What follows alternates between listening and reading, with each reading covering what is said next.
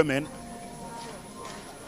The high jump for women will continue, and then we'll be wrapping up the morning's program with the 100-meter heats for men. So that will be the lineup for the morning. The afternoon, as I said, will come with the the opening ceremony. Then the 100-meter heats for men will continue, heat 2 and heat 3, that is.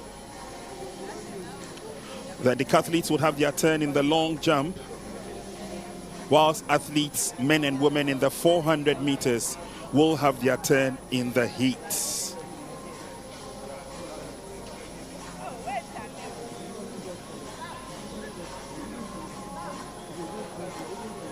So far, so good. Athletes gradually warming themselves up.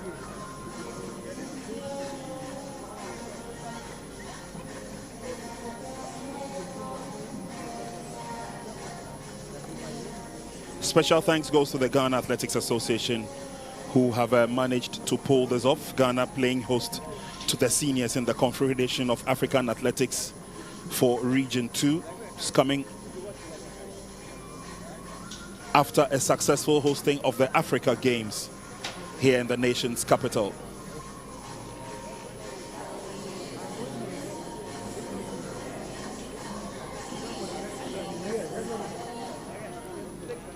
Just gone by, we had the 100-meter hurdles for women in the heptathlon event. The 100-meter heats for the decathlon will be coming up shortly, before the women would have their turn in the 100-meter heats.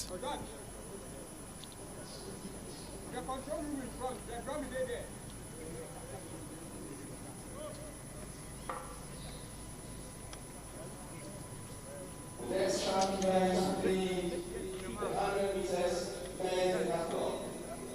100 meters men's decathlon. Right after that, we shall have the 100 meters men and women. It's 1, it's 2, it's 3. Following that will be the women's high jump. Then 400 meters.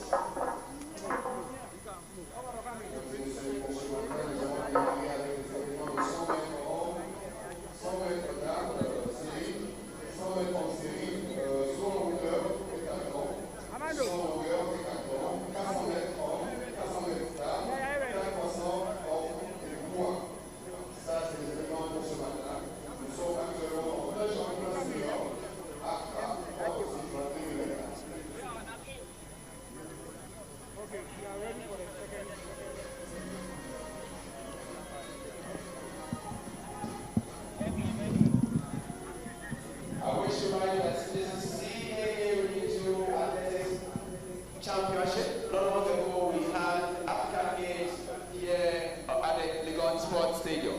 Today, we have the CAA Region 2 Athletics Championship. Later in the month, we shall have the African Seniors Championship.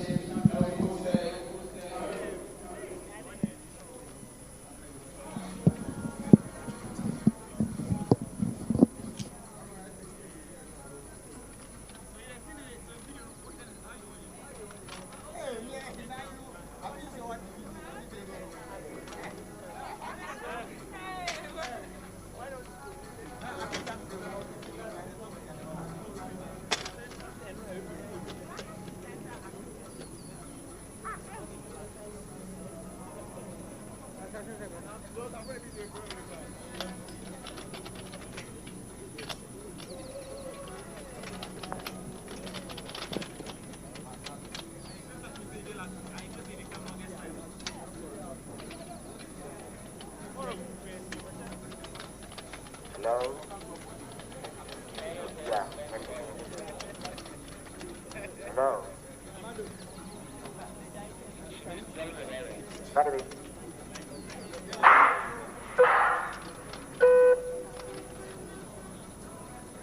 The men are out for these are the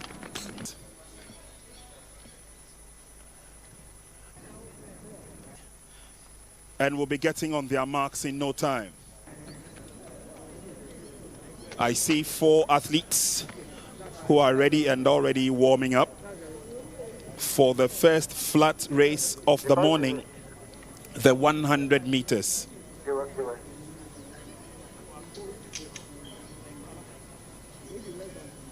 For decathlon.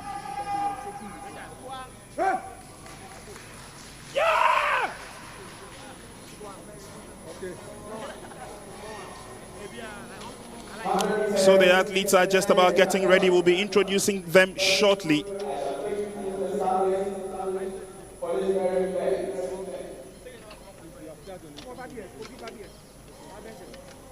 Athletes from Burkina Faso are here. Athletes from La Côte d'Ivoire have also made it to the nation's capital. We've got athletes from Benin and Togo as well.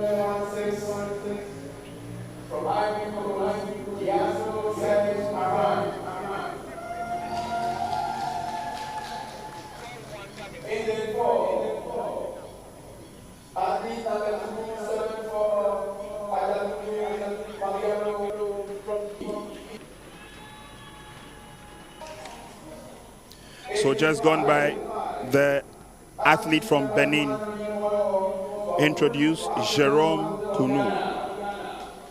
Then we've got Ghana's Edwin Gadai.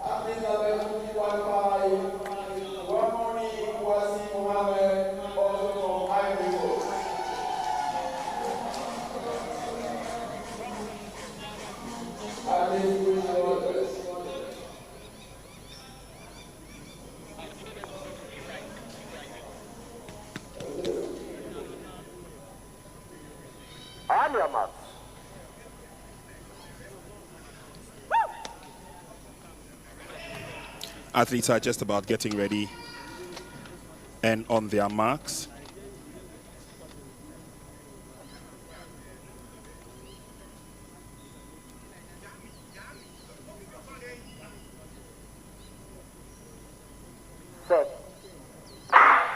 They're set, first time of asking, and away they go. They've been recalled.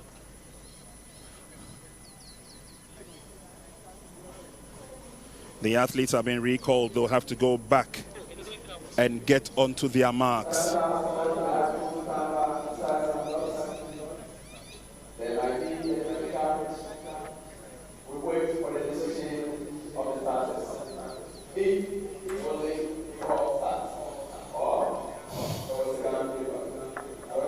So we'll have to restart this all-important race.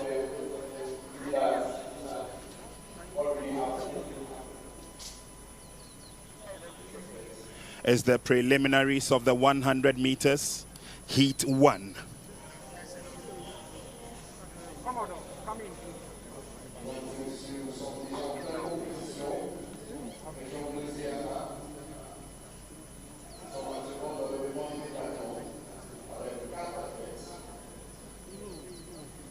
Ghana is in there, Benin is in there, La Côte d'Ivoire are also represented.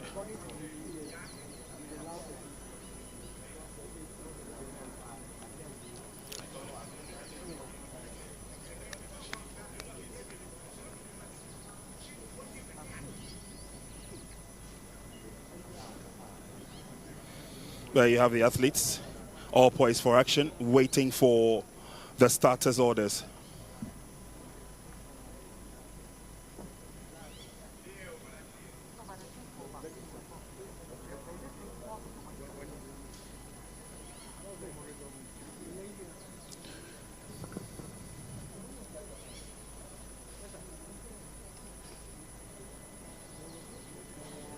A little bit of a delay in the start of the race. Officials conferring about one thing or the other. Don't forget, we saw the first false start. And now the green card will be showed to the athlete with a false start. It looks like it's the first Ivorian, jersey number 216. He's got a green card. And so all athletes would now have to be very careful.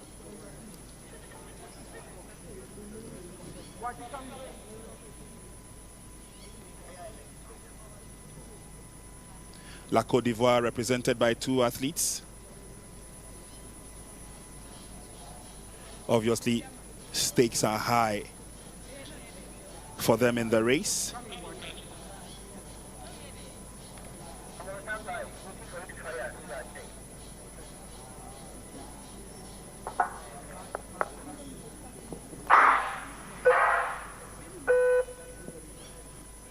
Meanwhile, on the field, there's the discus throw also going on for the men.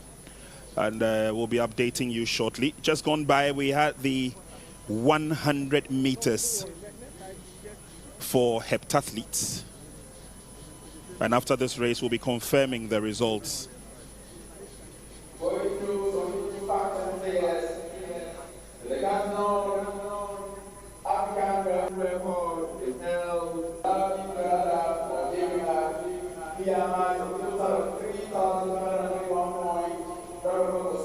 Officials are just about ready, and any moment from now the athletes will be called to their marks.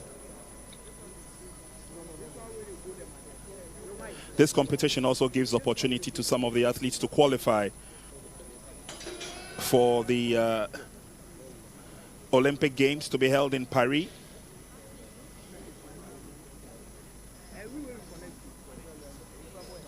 Morning session normally has limited numbers, but we're hoping to have a full house in the afternoon. Tomorrow comes up with most of the final events, and that is where the athletes will be under very close observation.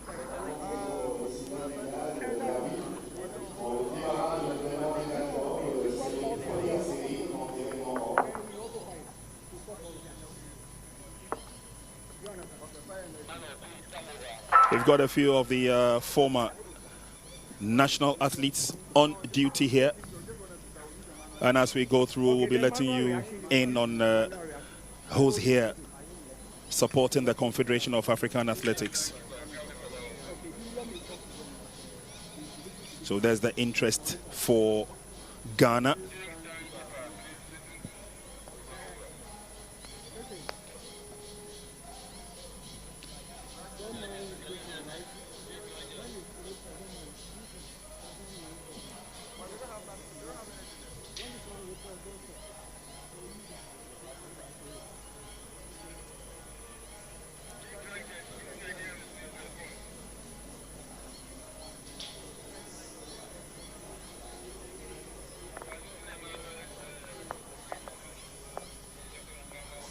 Athletes are set, and they will be going on their marks any moment from now. 100 meters preliminary round. This is the first heat.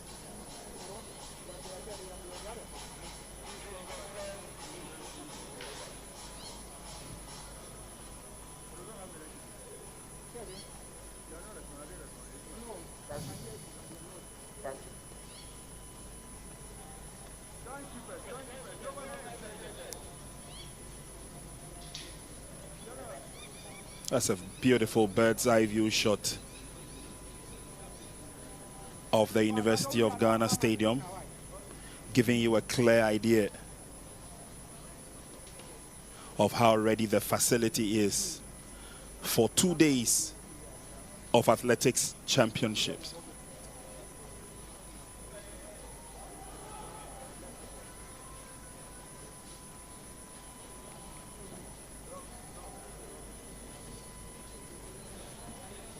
Still a little bit of a hold up, trying to get the issues sorted as quickly as possible.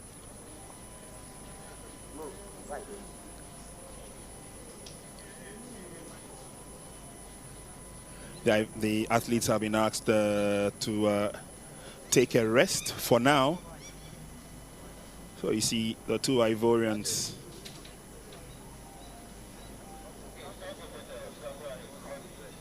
sitting, waiting, relaxing.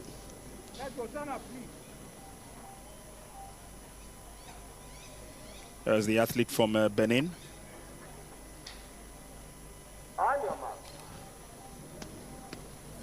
And now it looks like they're ready to go on their marks.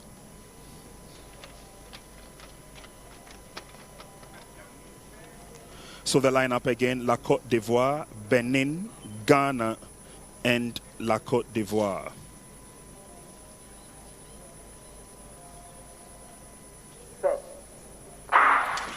Looks to be a clean start for the Beninois athlete. There he goes. Long legs stretching from start to finish. Easy victory for the athlete from Benin.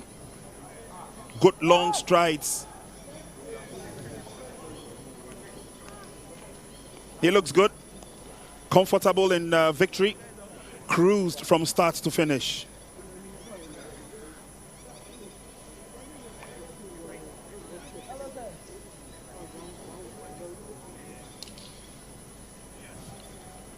The two athletes in the yellow, one from Ghana, one from Benin. So they got onto their marks with careful constellation and understanding. It looked like the Beninois athlete may have had a very good start, and look at those strides. He definitely had it under control from start to finish. He controlled his breath, controlled the swing of the arms, and of course the long strides of the athlete gracefully pushed him on from start to finish.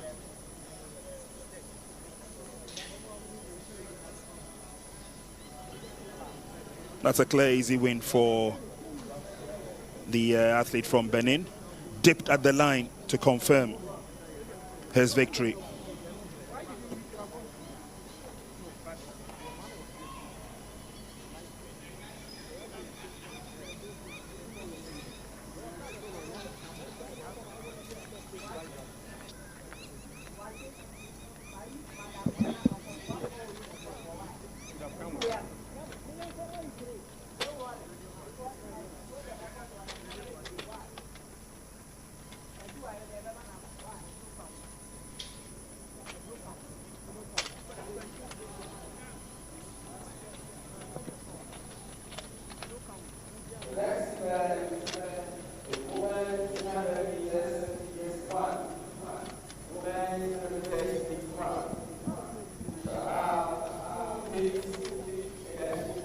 Odum. Noni Osha Ohami, what was it for?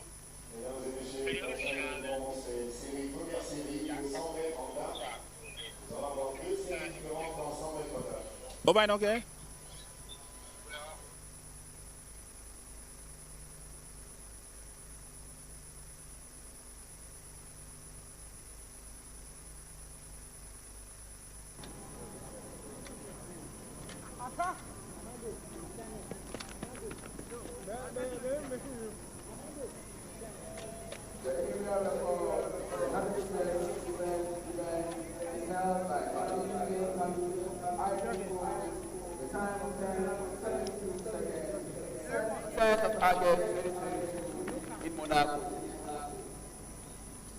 L'actuel record des 100 mètres.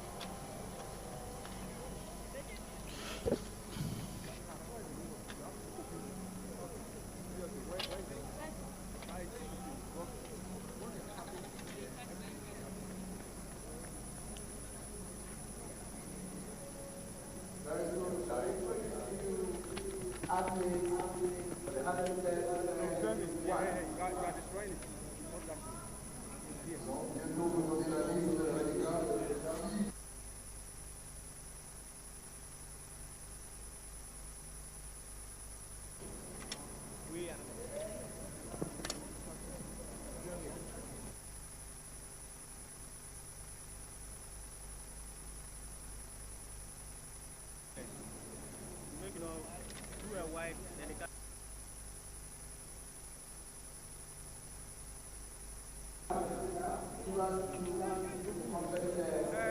are you? Where are you? Please move from there. No, if you want to ask her. Yeah, allow her. Don't, you're not, if you are doing it, why are you doing it? Let me come in.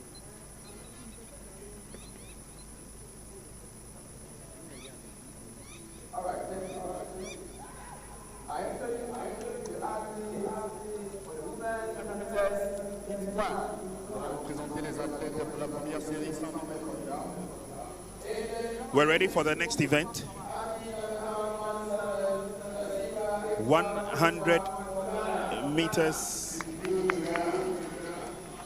women.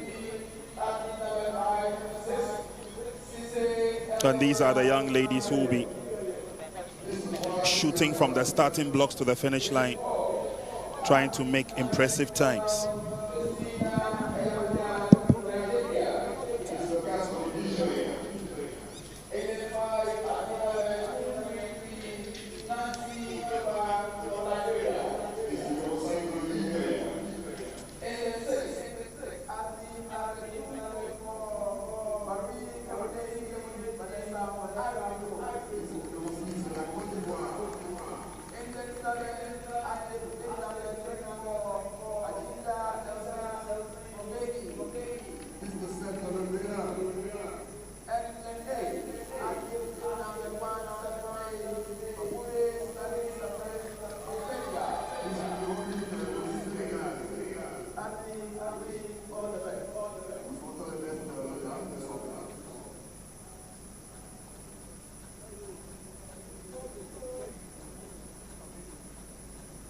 We're ready, we're good to go. The first heat for the 100 meters for women. We've got Ghanaian interest in there. Athletes from Ghana, Sierra Leone, Nigeria, Liberia, Ivory Coast, Benin, and Senegal. Nasiran Ifwa Kwanza runs in lane 1 for Ghana. Elma Sese from Sierra Leone follows. Then we've got Nigeria's Justina Eyapok Bayan. Then Nancy Topa from Liberia. Monet Iris Vanessa from La Côte d'Ivoire. Benin has Elsian Ajinda. And then Senegal comes in with Sally Faboure. So that's the first heat for 100 meters. The women. There will be interest in the second heat as well for Ghana. And it gets keener as we go through. Here we go with the start. First time of asking. And it's a straight dash to the finish line. The Nigerians are in pole position. Long strides. Hitting the finish line there. And Nigeria's Justina comes in first. Good enough run. Of course, Nasiran Ifwa Kwanza was in there as well. But clearly, the Nigerians are the individuals to watch. First heat of the 100 meters for women. Very comfortable start for the Nigerians as she went off the blocks in quick fashion. There you see first time of asking. The long strides, the muscles showing clearly. And Ghana's Kwanza in the outer lane, jersey number 117 or vest number 117. But look at the Nigerians. Constant concentration from start to finish. She did not need to blink or turn. She knew exactly what she was doing. Kwanza gave her a run for it, but after the 50-meter mark, it was clear that Kwanza could not catch up with the ever-increasing speeding run of Justina Eyapok. There she is. Comfortable win. She does it in style. And she goes to take a break. Nigeria looking good.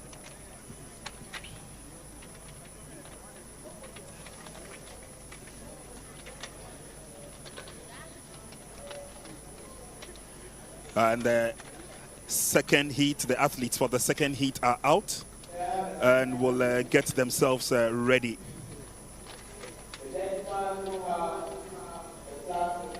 First heat, 100 meters.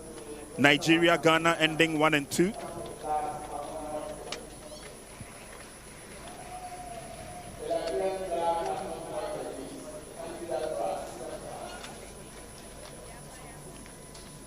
Athletes just about getting ready for the second heat. Senegal, Benin, Sierra Leone, Burkina Faso, Liberia, Nigeria, Ghana, and La Côte d'Ivoire.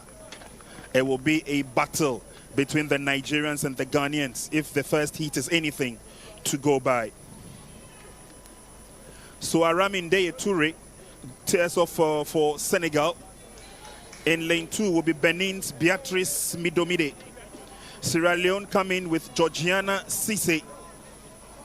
Burkina Faso has Madina Toure to count on, whilst Liberia will be taking a look at Marthaline Kesele. Nigeria come in lane 6, Olayinka Olajide. She will be hotly pursued by Ghana's Hor Halutier.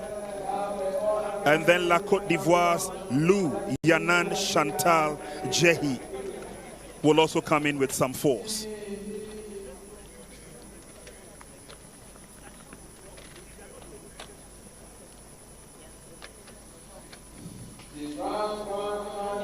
It promises to be very interesting for at least the athletes who are running in their heat events. Of course, some of the athletes will be competing in a straight final. And don't forget, there are possibilities of qualification for the Olympic Games in Paris or in Paris later this year.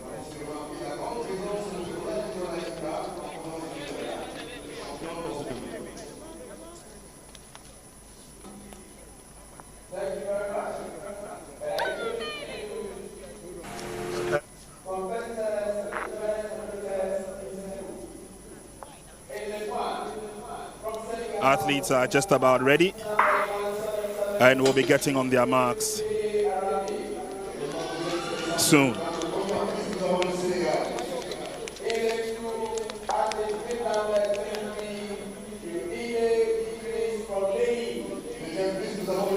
So the athlete from Benin just introduced to the crowd, Beatrice Midomide. There she is. Following her is Sierra Leone's Georgiana Cisse.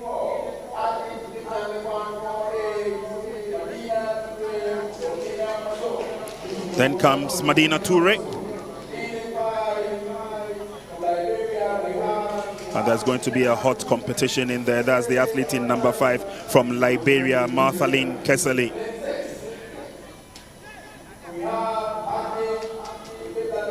Then is the turn of the Nigerian Olayinka Olajide to be introduced.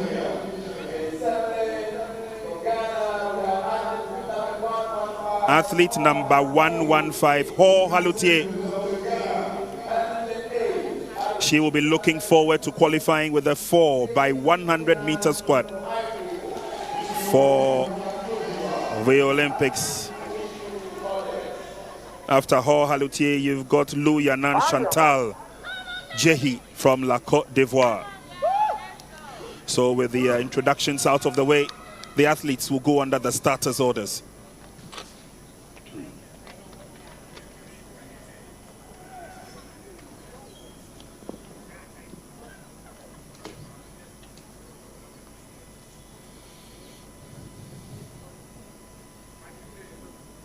Athletes get on their marks. Nigeria's Olayinka, one to watch out for. And of course, Ghana's Hor Halutier. Away they go again. First time of asking. It's getting interesting. Hor Halutier tries to catch up on the Nigerian, but again, the Nigerian Olayinka is Olayinka going through and through. Olayinka makes the first place without any hustle. Tough competition it was between second and third. And I will confirm Hor Halutier's official positioning in a minute. But again, tough race it has been.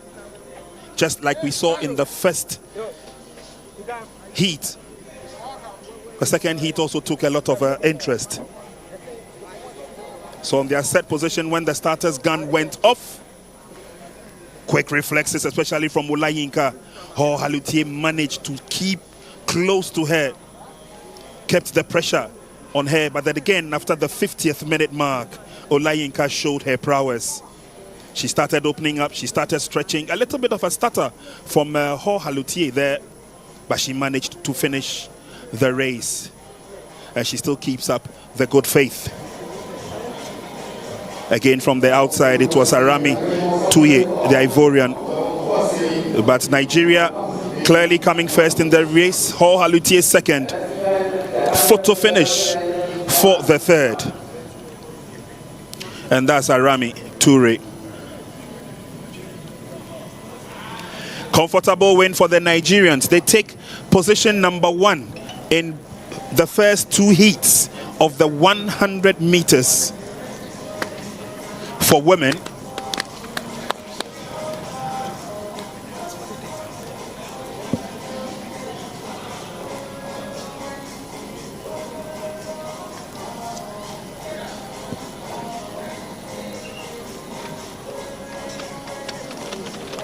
So we've seen 2 finishes for the Nigerians in Heat 1 and Heat 2. Now is the turn of the men. Nigeria, Côte d'Ivoire, Burkina Faso, Sierra Leone, Ghana, Senegal, and Liberia.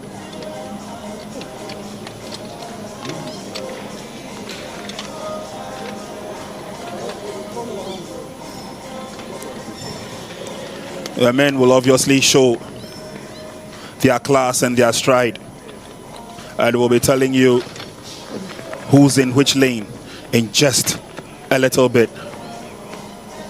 But Heat 1 women, comfortable win for Nigeria.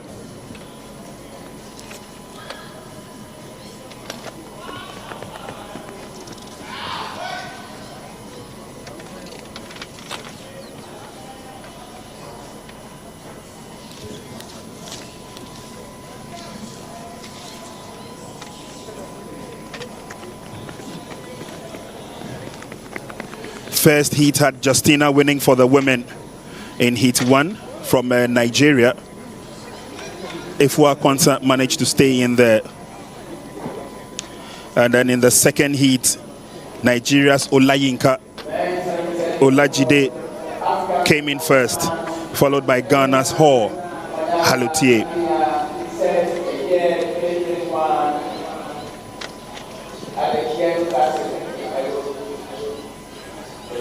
Let's take a look at Heat 1 for the men. 100 meters. Sikiru Adeyemi of Nigeria goes in lane 1. Bakari Kansaye for La Côte d'Ivoire goes in lane 2. Bienvenue Sawadogo goes in lane 3 for Burkina Faso, while Sierra Leone's Joe Mohammed goes in 4. Ghana's Israel Anane Dome goes in 5. Senegal's Soumari El Haji Malik in lane 6, and Musa Kamara is in lane 7.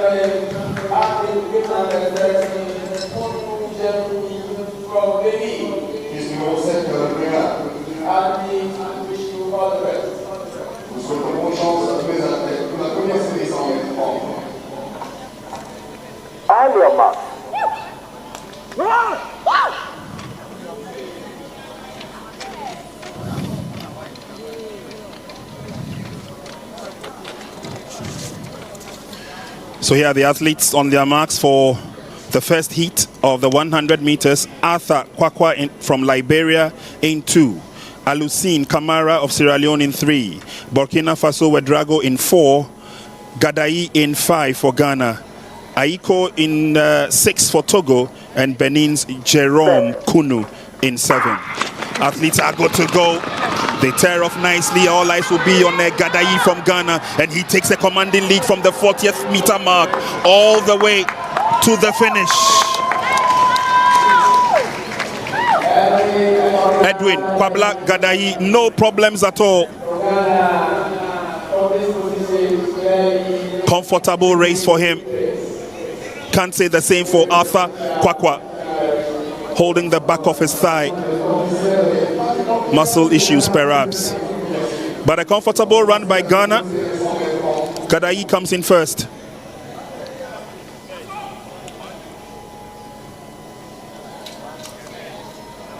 Comfortable start for all the athletes, and after a few steps the heads are all up, and then they start battling for strength, battling for stride, and of course battling for speed. And at this moment it is Gadai all the way.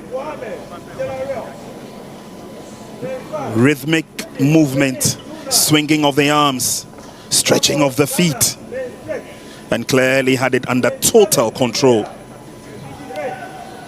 He didn't have a challenger, and so rode majestically to finish. And it looks like the Beninois athlete may have a claim for second position, Jerome Kunu.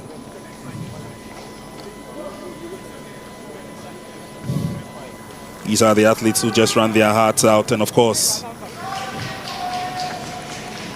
Gadai, comfortable finish for him.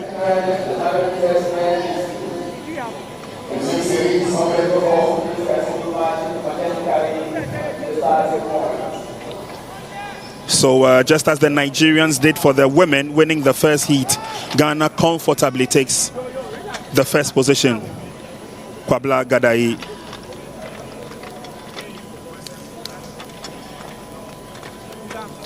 Heat 2 coming up. Athletes are out. Senegal, La Côte d'Ivoire, Sierra Leone, Benin, Ghana, and Nigeria.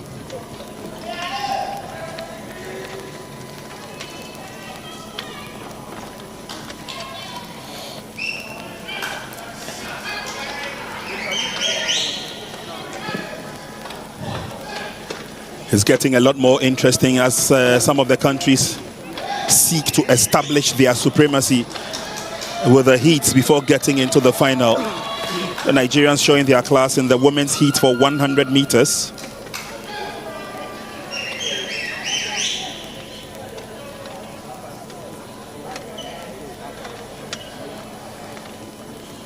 So the athletes get ready. This is men's 100 meters. This is the second heat.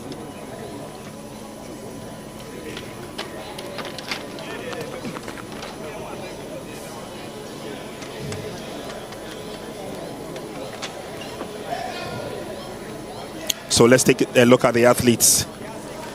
Liberia will be represented by Arthur Kwakwa in lane 2. Next will be Alusine Kamara of Sierra Leone in 3. Kader Wedrago from Burkina Faso in 4. Edwin Kwabla Gadai in 5. That was the first heat. Second heat now. And in lane 2 is Senegal's Sonko Moulay. Eric Kwame from La Côte d'Ivoire is next up. And then in lane 4 from Sierra Leone will be Mohamed Sisse.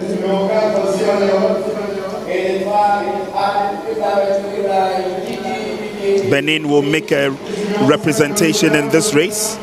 Didier Kiki will be there. Ghana's Safo Ansa will battle. And then Fakorede Adekalu from Nigeria makes up the athletes in their tracks, getting ready to get on their marks.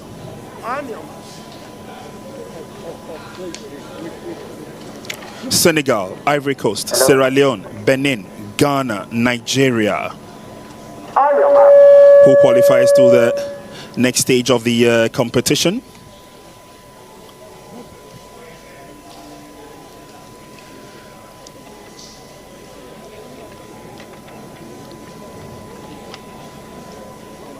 Safo Ansah from Ghana. He will seek to follow the exploits of Edwin Gadai.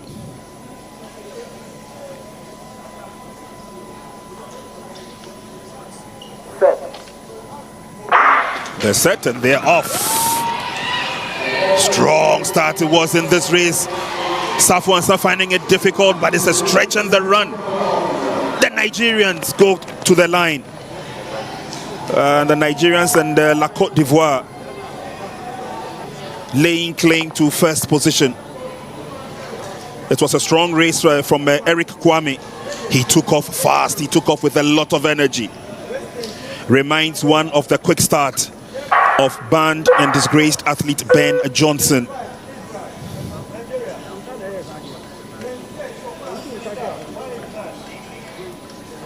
They went set, and then just when the gun went off, quick reaction start from Adekalu.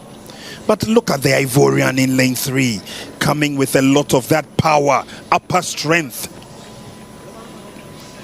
And Gadai had to struggle from the midsection of the race. They all made it to the finish line, but let's see how close it was. Kwame from La Côte d'Ivoire in the orange vest, coming in strong, but look at the burst of action from the Nigerian. And it's Adekalu who takes first position. Adekalu took the first position. Kwame took the second position. This time around, Ghana in not the first two. A little bit of a struggle there from Safo Ansah.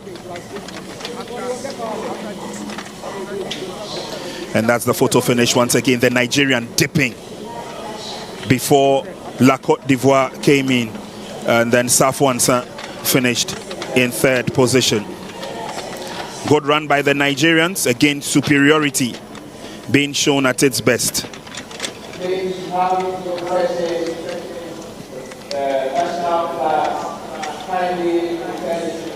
Next up in the tracks is Heat 3.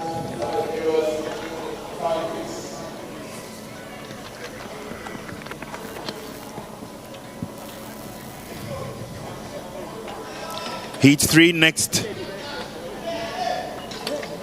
on the tracks.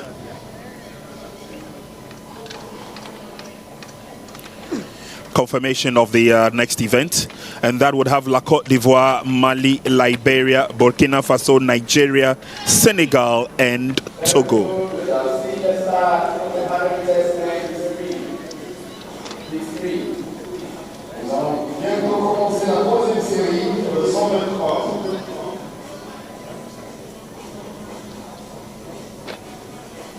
Meanwhile, the first field event is over. A men for the discus throw has been done.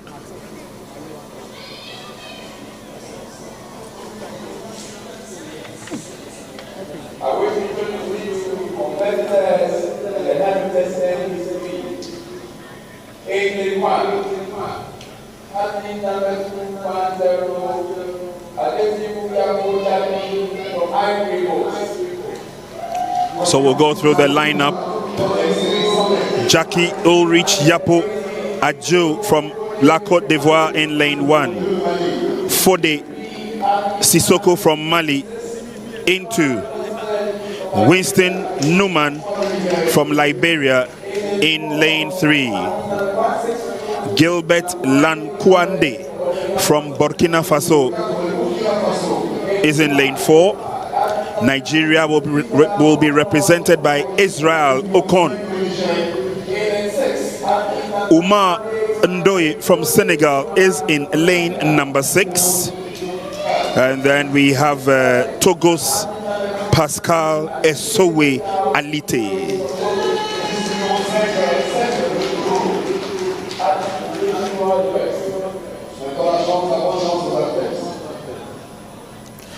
Athletes will, any moment from now, get on their marks.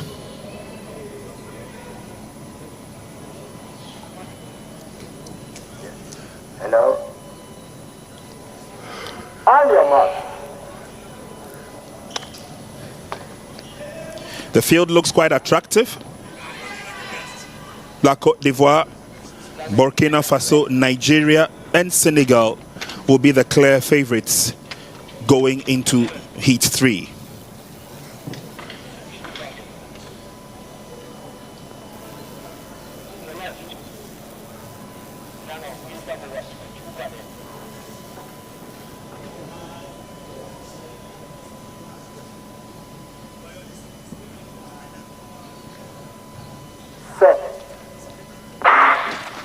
They go off first time of asking. And it looks like they've been recalled. Some of the athletes are not aware. They're running all the way to the end. Yes, they are not aware that they've been recalled. They run through and through to the end. I hope they would have the energy to run again.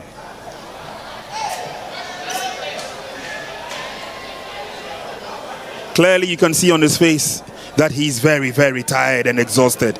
It was a quick 100 meters for them. It was a very good start for him as well, Gilbert Lankwande from Burkina Faso.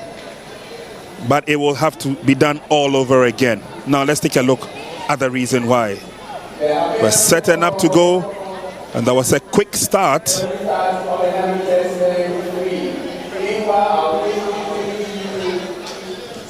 That was a quick start. We'll wait and see what judgment the officials will give.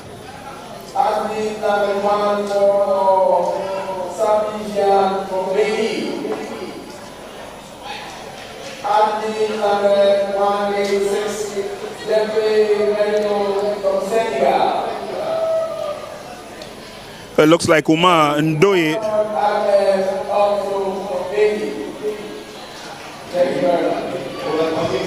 one of the athletes who may get the green card.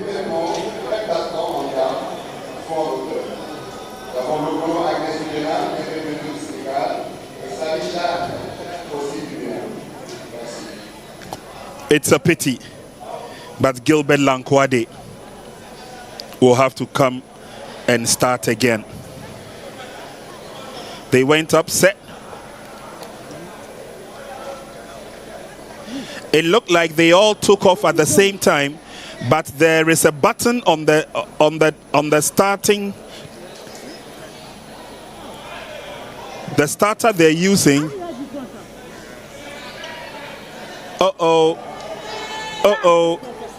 The Nigerians will complain.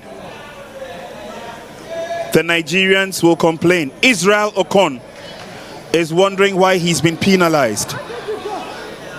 Israel Okon, he's in lane 5. So he went up nicely.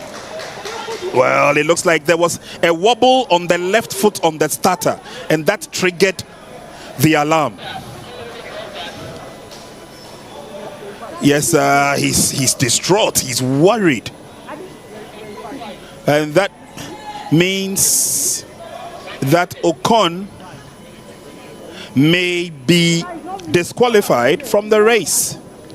We'll take a look at it again. Yes, a little bit of a wobble. Now the starters they're using are very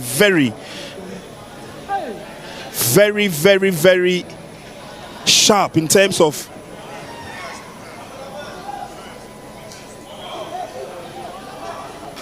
very sensitive starters. So after complaining and complaining, Israel Okon is disqualified. Nigeria will take no further part in the race. He will still complain to some of the officials. But it's all electronic. And so once there's a slight movement with the starter, it is picked up by the sensors. Israel Okon is disqualified from Heat 3. So we still have Yapo Jackie from La Côte d'Ivoire in 1, Fode Sissoko of Mali in 2. Liberia's Winston Nuwan in 3. Gilbert Lankwande of Burkina Faso in 4. Senegal's Oumar Ndoye in 5. And Alite Pascal of Togo in 6. Quite unfortunate for the Nigerian, Israel Okon. He was one of the chaps identified as a potential winner in this heat. Now we'll see whether Gilbert Lankwande can pick it up from where he left off. There's another false start.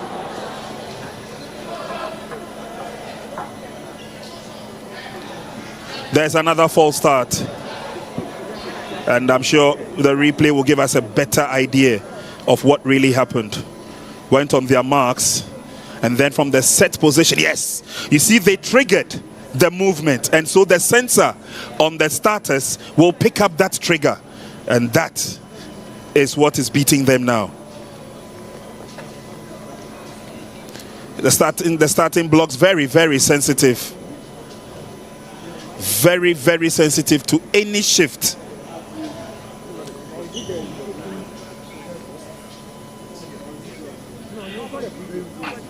And so although they may not have left the starters blocks, it is that movement there. It is that movement. Let's see who will be penalized.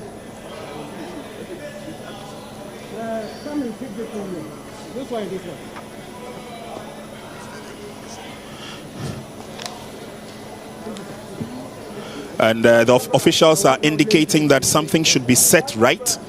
They've gone to the blocks to ensure that it is firmly placed. A little bit of a wobble.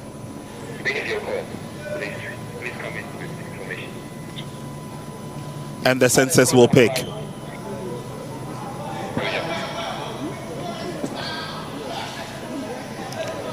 And I'm sure with that sorted, none of the athletes will be penalized. None of them will be penalized for a false start. At least that's the way it looks.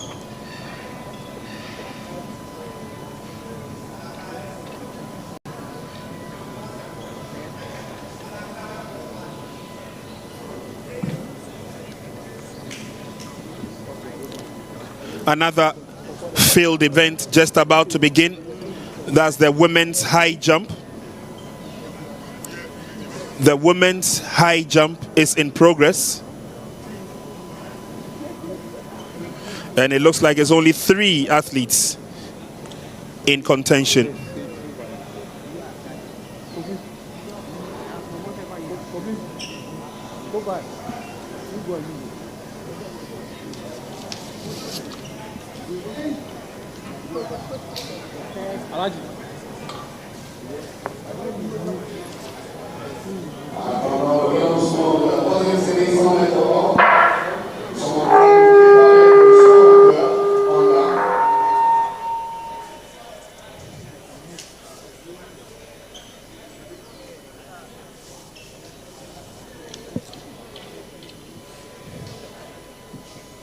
Heat 3 of the men's 100 meters. We've seen 2 false starts. One led to the disqualification of the Nigerian Israel Okon. And one of the athletes will get a green card. The green card is out. The green card is out.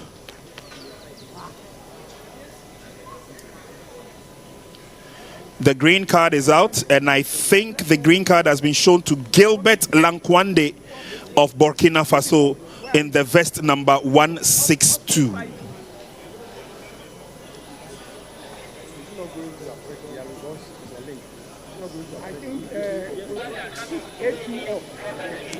Something wrong with one of the starting blocks.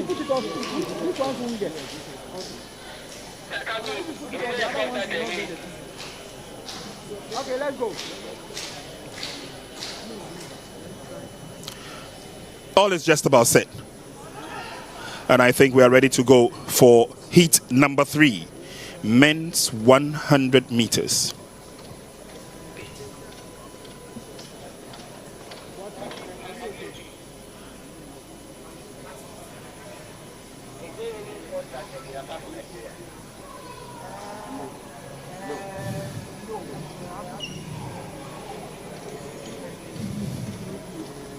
The starter will be putting them on their marks in a second.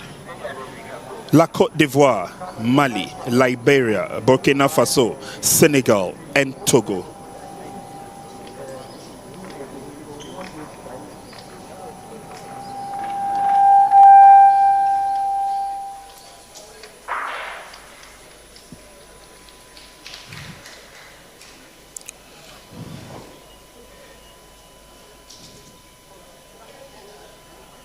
First 2 heats keenly contested. We saw the contention of the Nigerians. Ladies have played their part. And then the high jump ladies is ongoing. Then we've got the men's long jump also ongoing.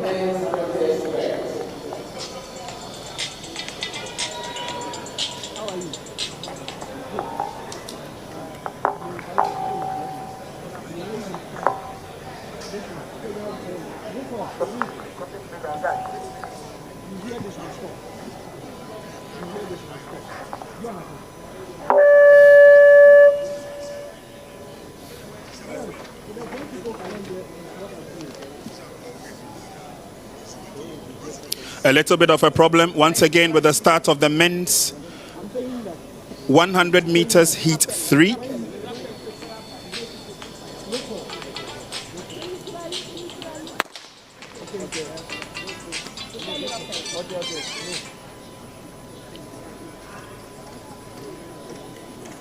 In your shot now is the men's long jump, and this is the Beninois athlete. He goes in strong, not the best of jumps, clearly stepped behind the board, but got the white flag.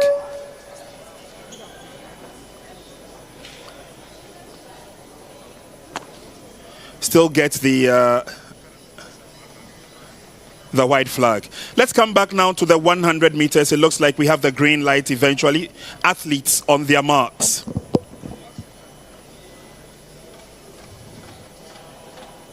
Once again, it's La Côte d'Ivoire, Mali, Liberia, Burkina Faso, Senegal, and Togo.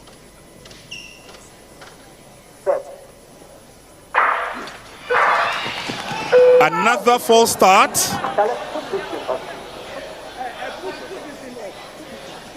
Well, the gentlemen are eager to make it to the finish line, and they're beating the starters' orders. They're beating the gun to it. Again, a little bit of a stutter. A little bit of a stutter there.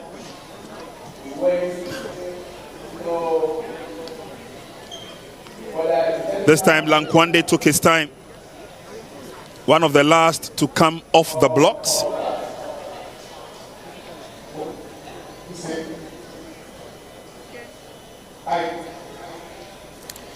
So quickly we switch to the long jump area where La Côte d'Ivoire are getting ready to make a mark. Quite a jump there. Gets the white flag.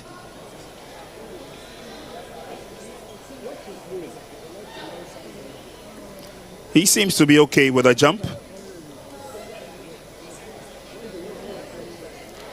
He seems to be okay with a jump. He wants to ensure. Got to the board all right. And that's a positive for him.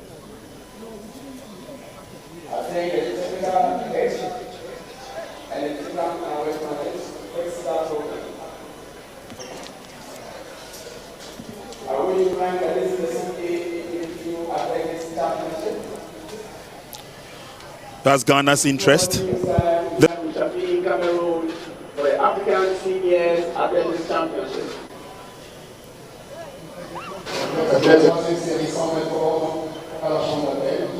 So action in the long jump.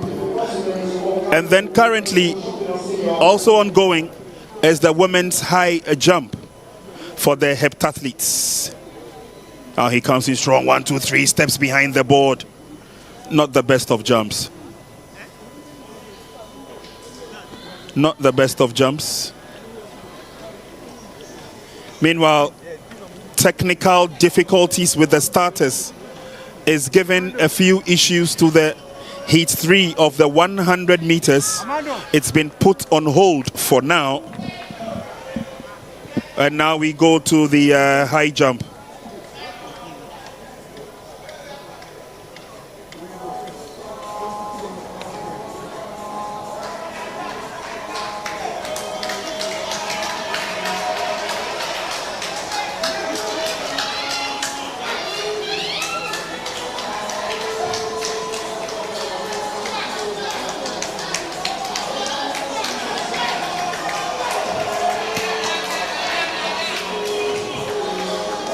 The bar is being raised for the high jump, and once that is done, we will continue.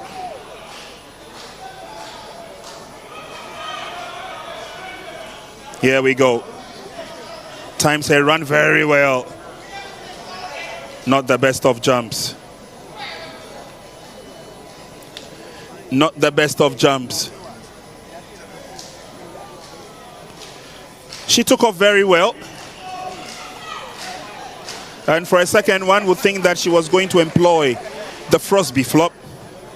She went in feet first. And then the long jump action also continues.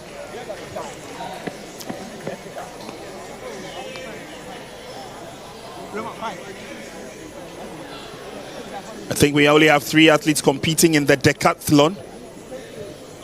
These are the gentlemen who will do 10 events over 2 days. Double interest from La Côte d'Ivoire, 1 interest from Ghana.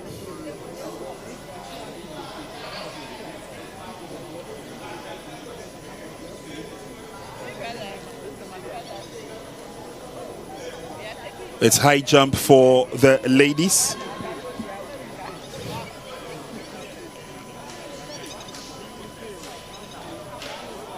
And again, just to bring you up to speed with the 100 meters men heat 3, before we do that, let's go back to the long jump.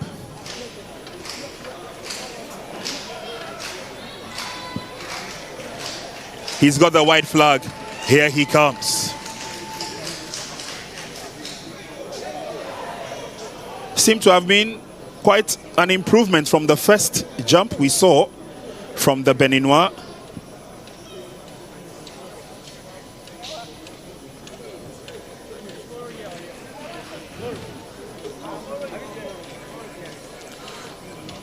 Well, he looks like he gets the thumbs up from his people. Walks away in style as we await the athlete from La Côte d'Ivoire.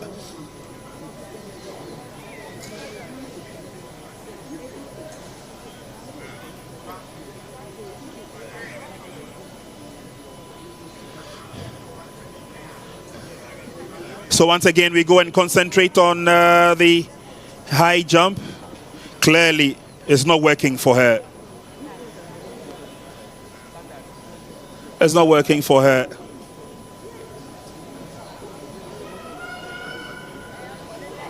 She goes over with the first foot, but can't do same with the second.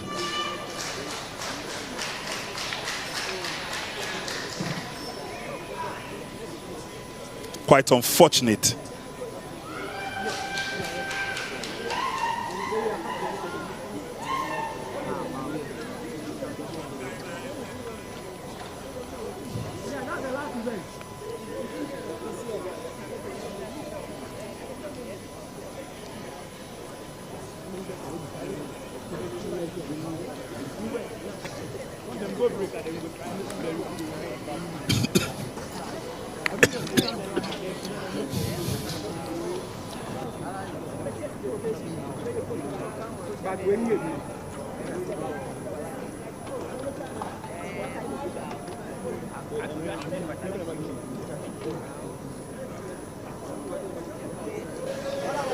That was a good jump. Yeah, you leave it out.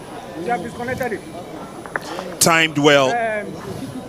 Watch She took off nicely. And look at those long strides. Goes through the bend and then employs the frisbee flop to perfection.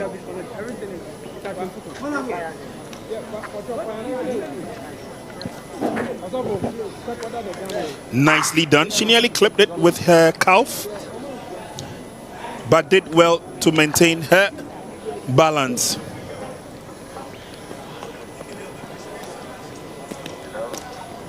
Hello, Simon.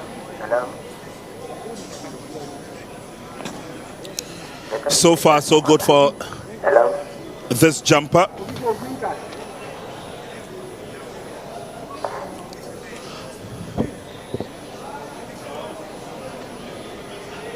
Meanwhile, the heat 3 of the 100 meters is just about to start. And there she goes. And this time around, she just could not get the lift that she wanted. Okay.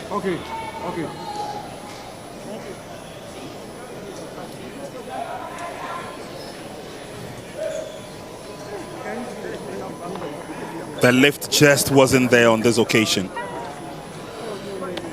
So from high jump, long jump is also ongoing, but we will see whether we can switch our attention to the 100 meters.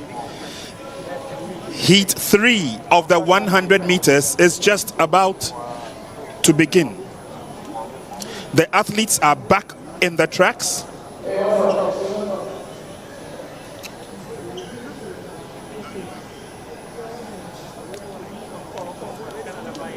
It's still the same lineup: La Côte d'Ivoire, Mali, Liberia, Burkina Faso, Senegal, and Togo.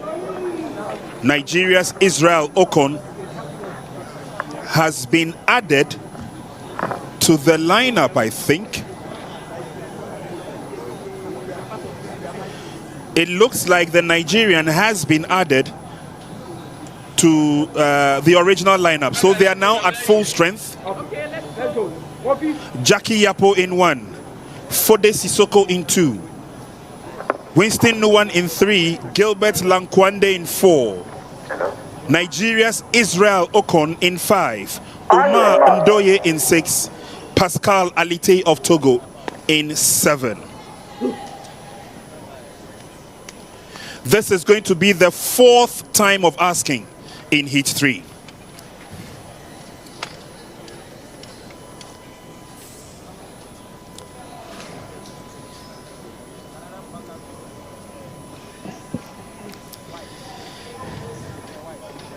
Concentration at very, very top levels.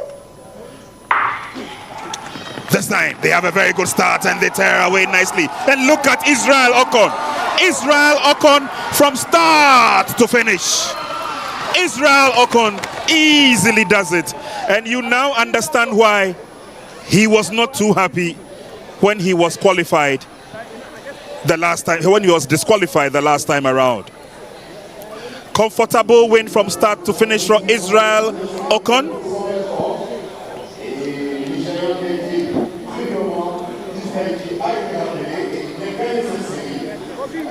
We take a look again. We take a look at it again from start to finish.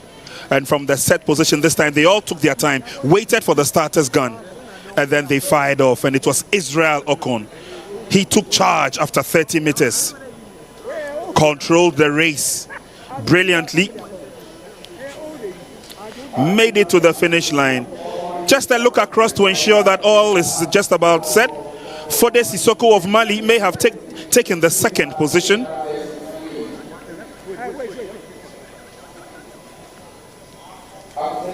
And there you see Okon checking that he had no challenger. Comfortable finish.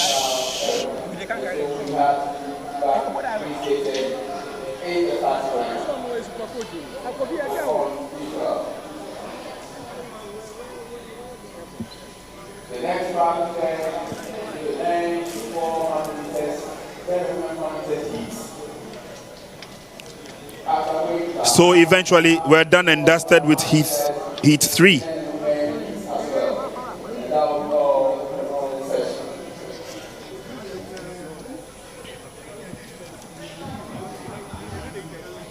Each 3 done.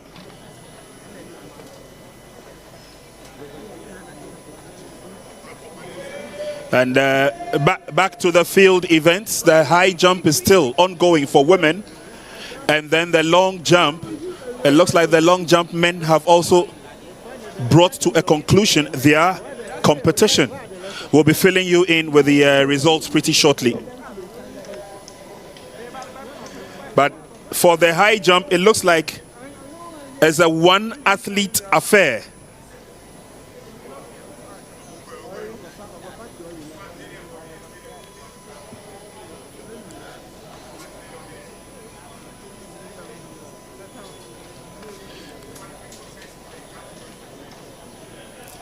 She's pondering her next move as to what kind of approach she would take. And she's the Lone Ranger, it seems like, at this stage. And I will try and get her name. We'll get her name for you in a few minutes. Here she comes. Those long strides once again. Up she goes, but fails in her bid. Fails in her bid. She gets the red flag anyway. She gets the red flag. But she took off pretty nicely, as she usually does. But it was the dig-in from here that needed a little bit of the thrust.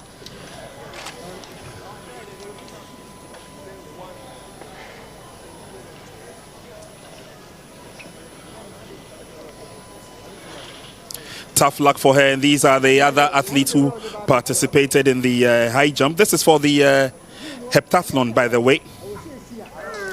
And just trying to get the athlete's name for the high jump so we can introduce her appropriately.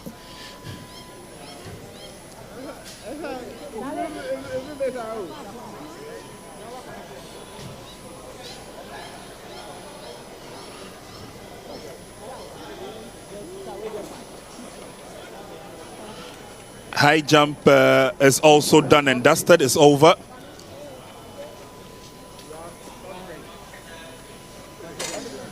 Next up in the tracks, we've got 400 meters for men and women. 400 meters for men and women.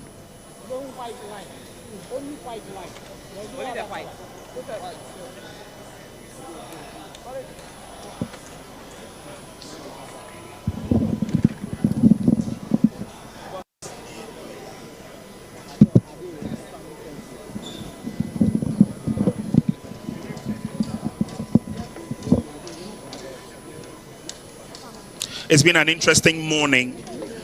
Day 1 of the Confederation of African Athletics Region 2 Seniors Athletics Championship, currently ongoing in Accra, Ghana.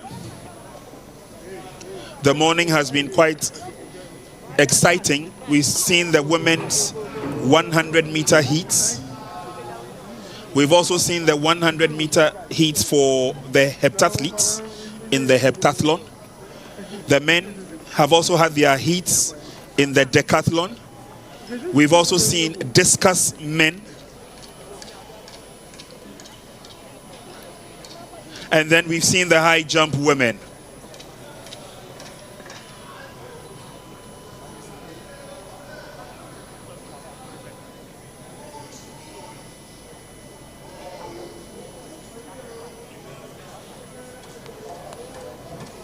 And the next race we will be exhibiting or be taking a look at will be the women's 400 meters.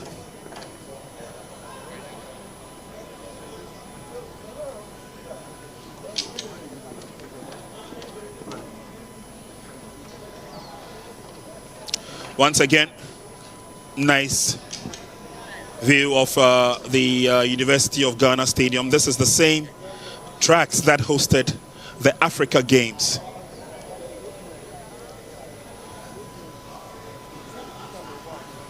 It's also played host to other important competitions, such as the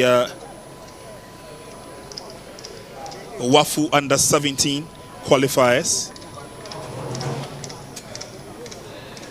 And later to come here at this particular venue, we've got two key encounters when it comes to women football: the FA Cup and the Champion of Champions. Currently, the athletes are getting ready to show us what they're made of. We've got 400-meter heats coming up.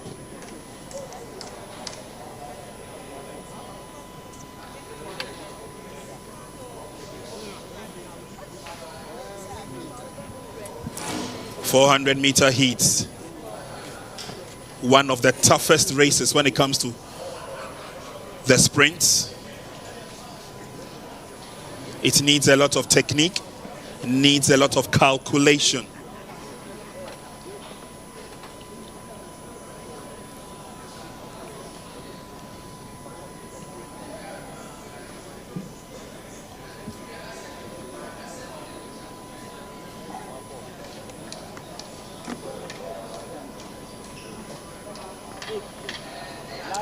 So the decathlon long jump over, the heptathlon high jump over, men's discus over. Next up in the tracks will be 400 meters. 400 meters. The men and the women will be getting ready to get into their marks.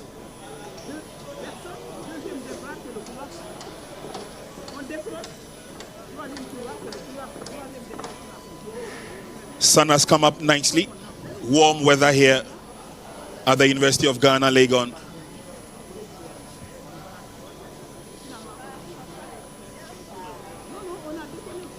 And here we go with the lineup for women's 400 meters heat 1. Ahumako Patricia from Benin in 1. Sita Sibiri of Burkina Faso in 2.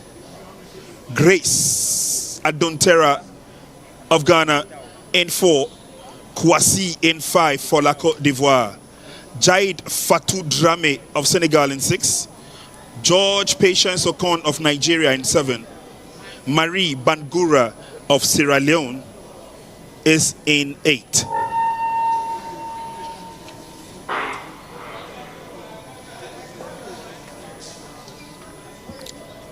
Tough lineup.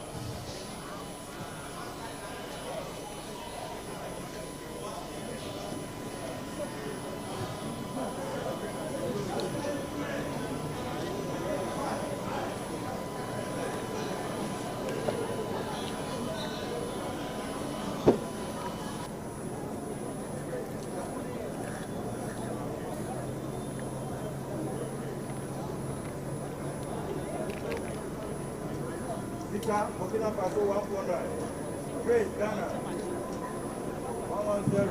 Active 2-500.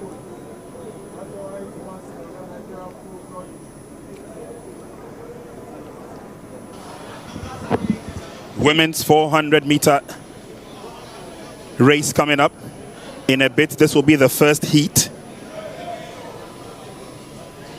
and men would also have their opportunity.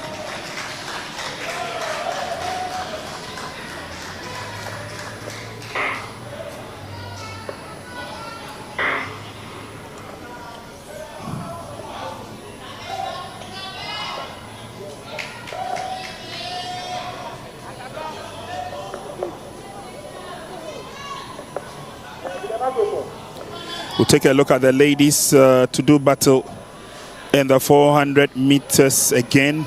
Ahumako Patricia will be in 1 from Benin. Burkina Faso will have Sita Sibiri in 2.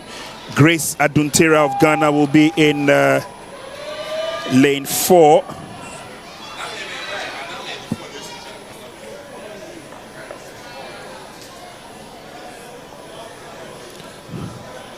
Kwasi in 5 from La Côte d'Ivoire. Senegal's Dramé in 6. Nigeria's Okon in 7.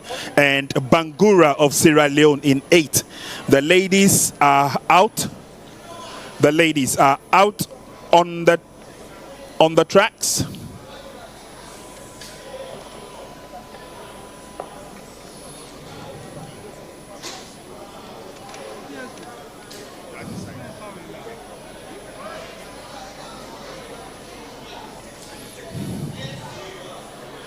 It will be keen to see how these ladies perform at the 400-meter level. Just the first heat.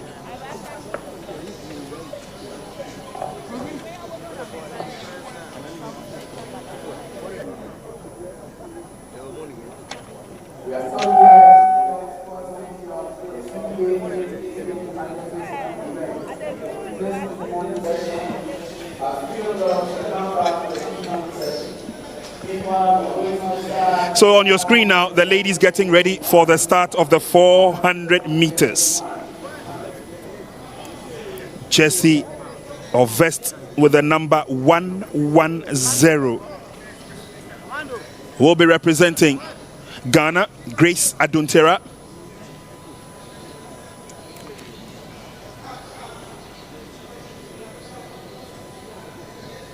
We've got, looks like that's the Sierra Leonean athlete, Mari Bangura.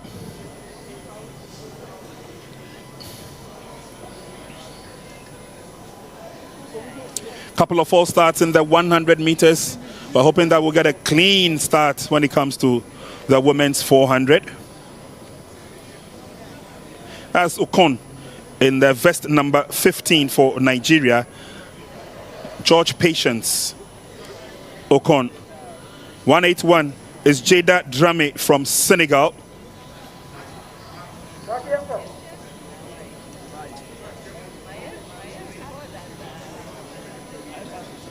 Confidence clearly written on Okon's face.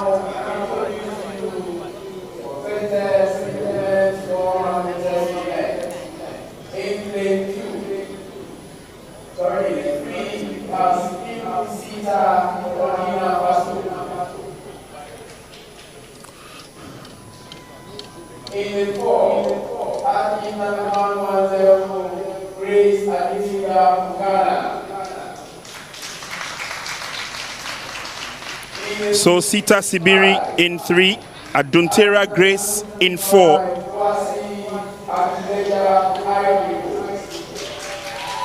5 is Kwasi from La Côte d'Ivoire. Jada Drame in lane 6 for Senegal. Nigeria's George Patience 7. George Patience Okon will be in lane 7. Bangura from Sierra Leone in lane 8.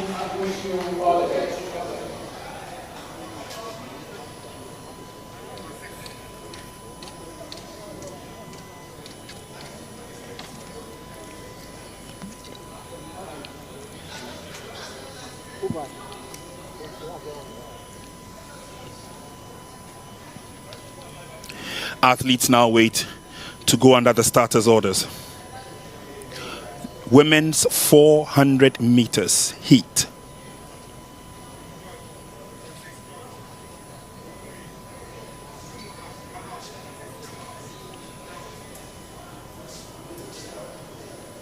It's a tough lineup we have for heat 1.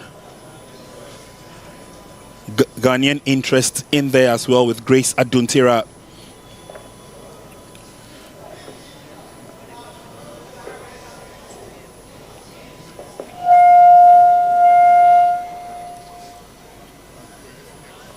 George Patience Okon is in 7. She would have to do a lot, especially in the bends, to ensure that she keeps her momentum and her speed.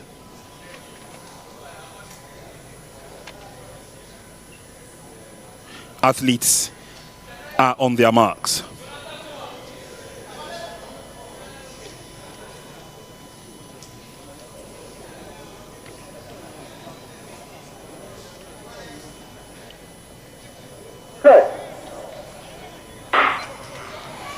Here we go. It's a clean start for the women's 400-meter hurdles. And in the bend there is Okon, who's she's in a blistering space as she goes away from the pack. Still leading the pack, Okon. But closing up is Grace Aduntera from Ghana. She does well to overtake the Sierra Leonean. She does well to overtake the Senegalese as well. But it's still Okon who's moving in. And there's a battle there between Okon and Kwasi. But also Ocon still in the lead, making it for the home stretch. Ocon, she has taken it easy from start to finish. It's a battle for the second position, but it's Ocon all the way. It's Ocon all the way. And Nigeria picks the first spot. Grace Aduntira comes in third for Ghana. And Burkina Faso's Sibiri in second position. Comfortable run by Ocon.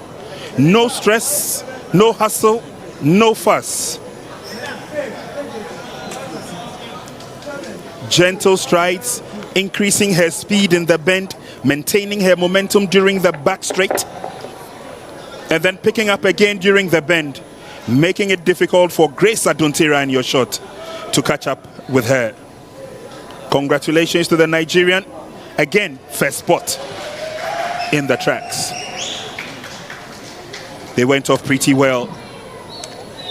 Aduntira gradually got into her stride, and then she decided to start climbing. But at that time, Ocon had taken off, and then she had the momentum speed during the back straight. Aduntira again closing in on the two athletes in front of her, having the advantage at the stage that we see the Sierra Leonean, the Senegalese all struggling in their bid to get to her. But look at Ocon. Gracefully, she took that bend again. And at this stage, Aduntira had to battle to maintain a certain level of speed through the bend. And by the time she hit the back straight, Ocon was long gone.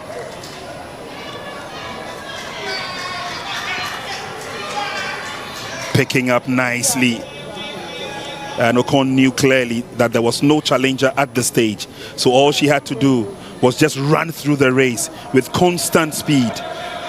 And Aduntira had to battle to claw back some pride. Tried as she did, it was obvious that the race had left her.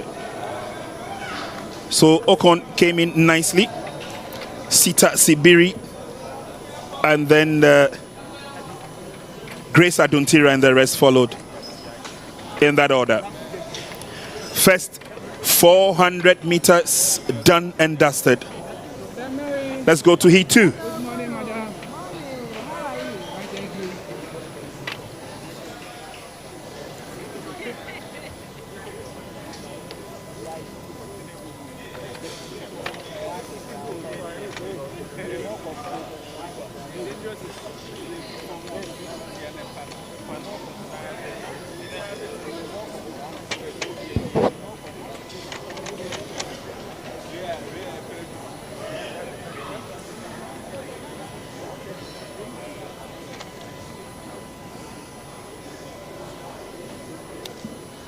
Heat 2 of the women's 400-meter hurdles.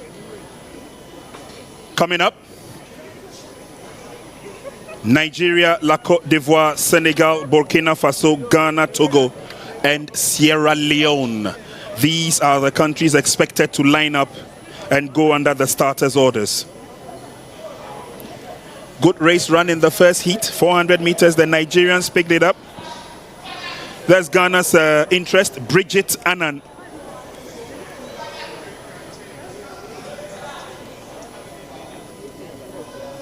And we're taking a look at some of these athletes, fast in numbers.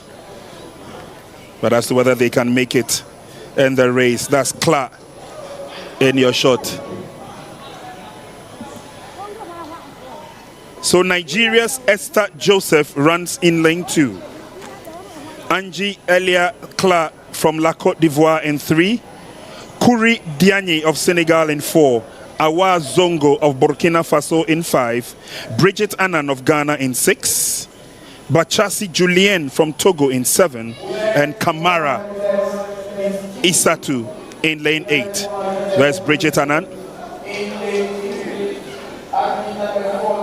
She's been running impressively, Bridget Annan, and she should be able to match whatever standards this race brings. That's Joseph Esther of Nigeria. La Côte d'Ivoire have Kla Dawa Angie Elia. Kuri Diagne from Senegal will also pose a threat in this race. Ghana's Bridget Annan there in your shot. Bachasi Julian from Togo in lane 7.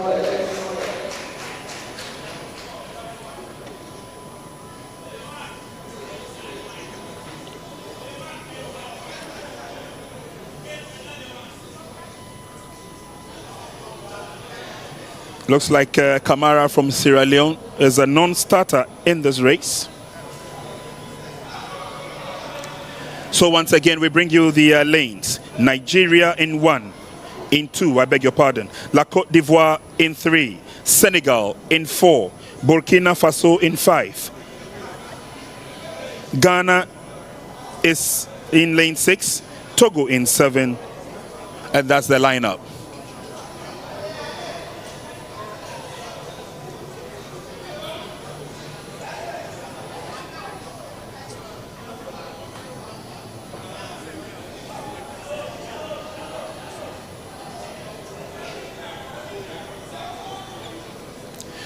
Athletes waiting for the starters' orders to get onto their marks.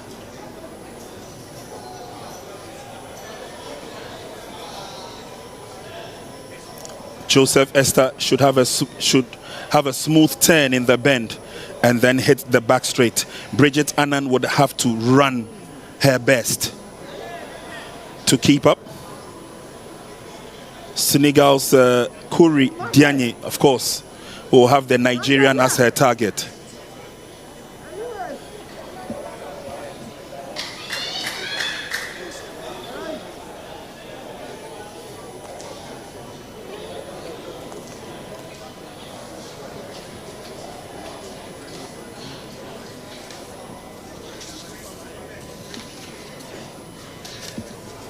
On your mark.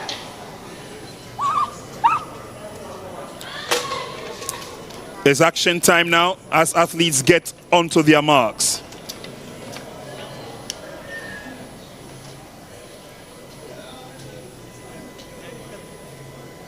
Lane 6, Bridget Annan.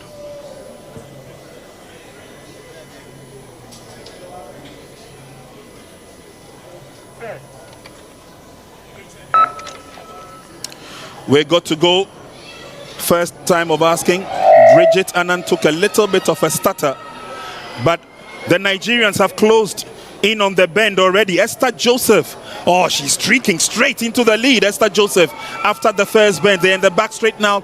Bridget Annan is still in contention as she leads the pack, but the Nigerian overtakes her, and it's going to be a battle between Nigeria and Ghana at this stage. Bridget Annan still holding on there. She tries to double up in terms of her speed, but again, Joseph Esther maintaining that momentum she started the race with. She gets into the home stretch, and it's Nigeria through and through. Nigeria in a very, very clear lead.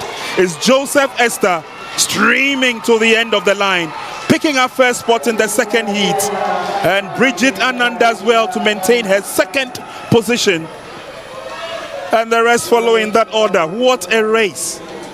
400 meters. It is known as the killer race.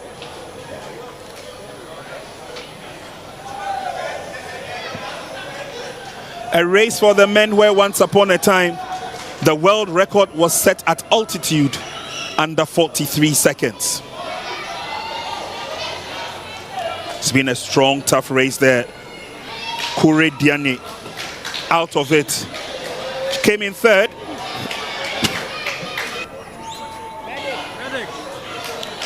So again, we run you through the race, and this was the beginning. There you see a little bit of a stutter from Bridget Annan in lane 6. But when they hit the back straight, she got into her stride, she got into her momentum. But look at Esther Joseph.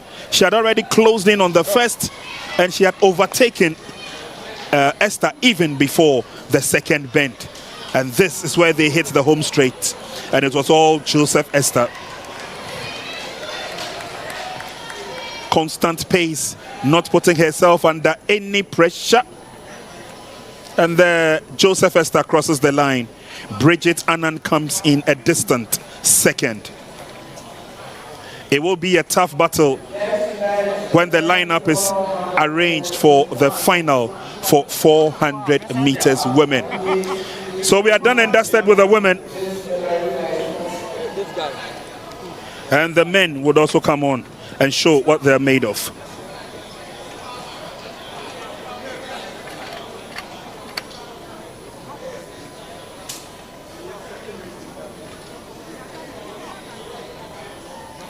It's now the turn of the men for 400 meters.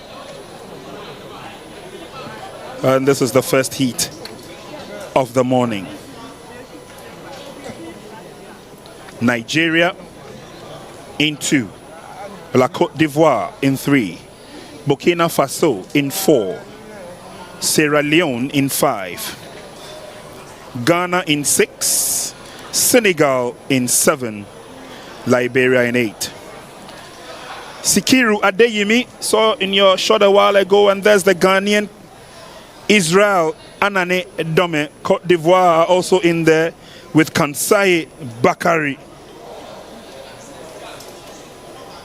They will compete and battle for supremacy.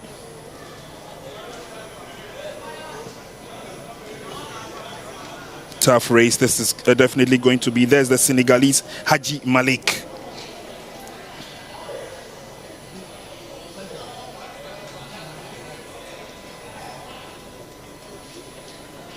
And let's see how the men would fare in the first heat of the 400 meters. The morning session will be coming to an end in a bit.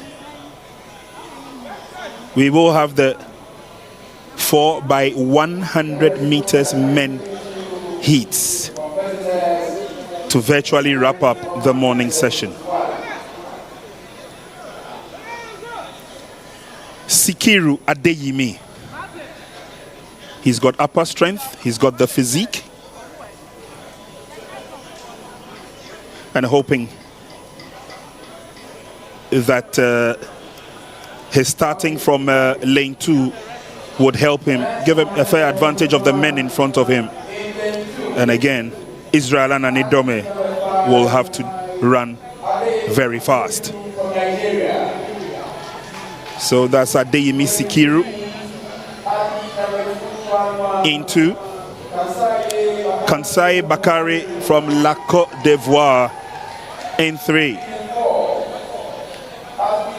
Burkina Faso will have Sawadogo Bienvenue representing. Then from Sierra Leone comes Mohamed Joe.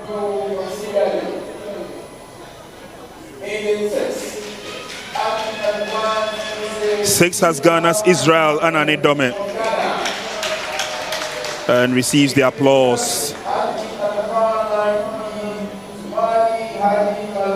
Somari Haji from Senegal. A lot will be expected from him as well. Whilst Liberia's Kamara Musa ends the pack. On your mark. So with the introductions out of the way, athletes get on their marks.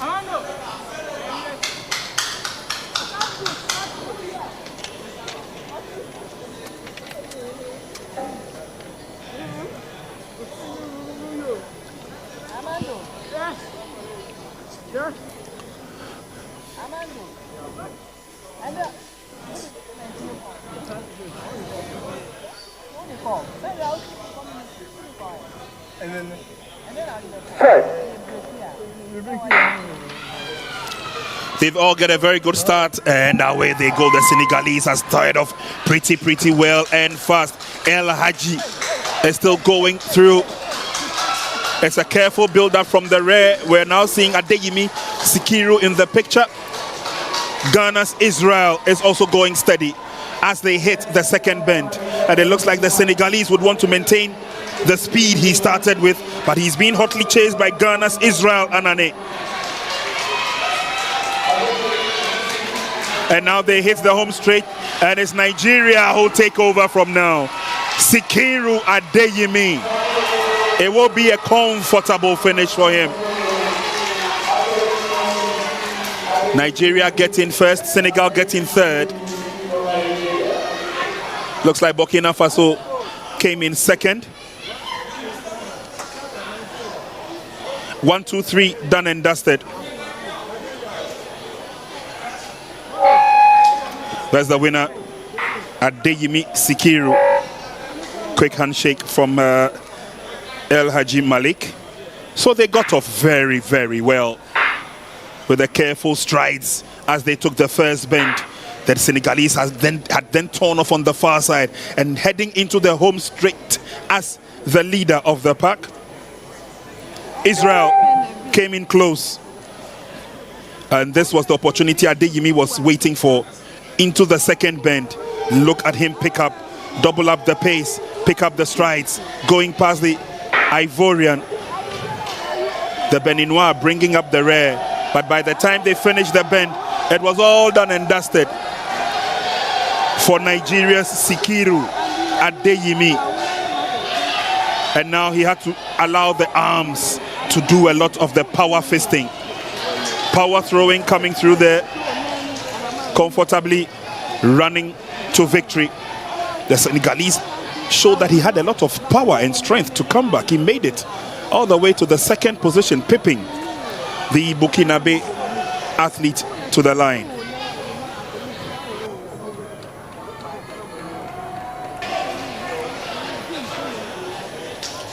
So winner in the heat, Sikiru Adeyemi takes first position, and he did that without any problems. Let's now move on to heat 2.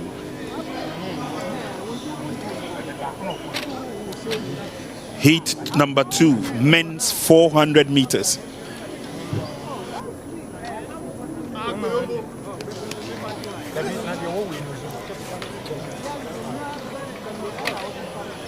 In this race, we are going to have Senegal, La Côte d'Ivoire, Burkina Faso, Nigeria, Liberia, and Benin.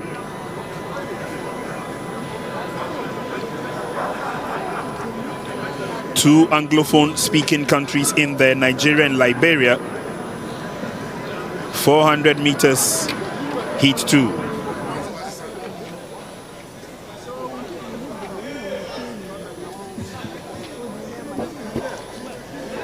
No Ghanaian interest in this race, but we are going to see a lot of power play between La Côte d'Ivoire, Burkina Faso, Senegal, and Nigeria.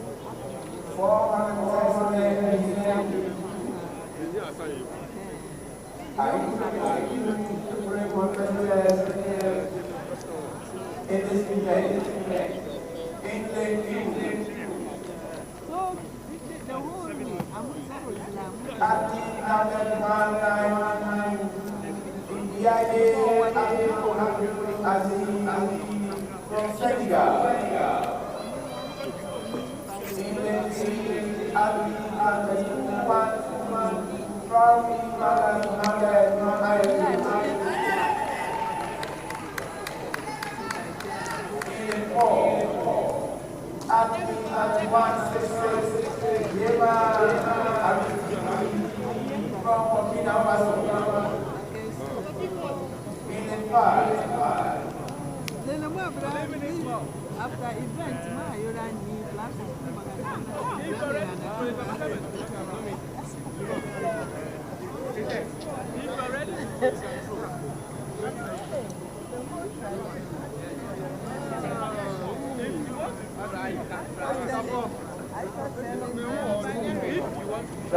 This is the time to educate me.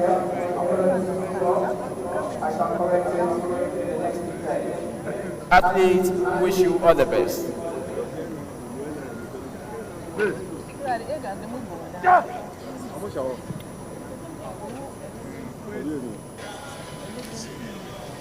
.400 meters heat 2,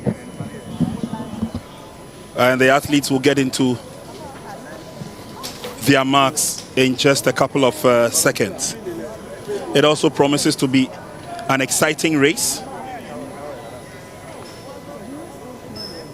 The Senegalese are in there, the Ivorians are in there, the Ghanaians are in there, the Nigerians are also in there. And then it looks like the Liberians are in there as well.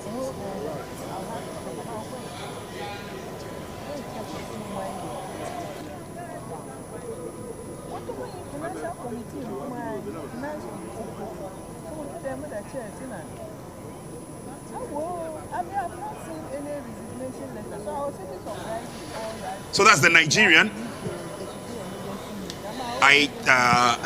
Looking forward to a race that will show the stubbornness and the character of these men. It takes a lot of heart.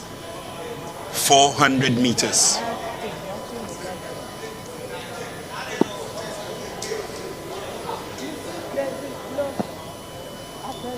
Still to come for the morning session, we've got the 4 by 100 meters for men.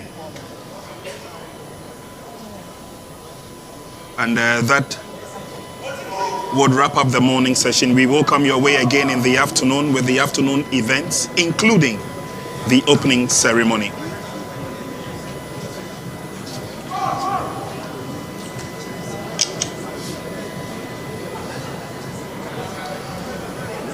The athletes wait patiently for the starter to give his orders, and officials are also on standby,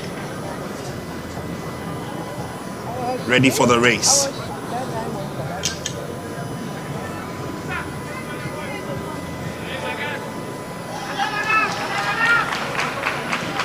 Meanwhile, on the field, we have a field event ongoing, which is the shot put. And these are two gentlemen. They will do a lot of battle. It's a Ghana-Nigeria affair. Anywhere, anytime.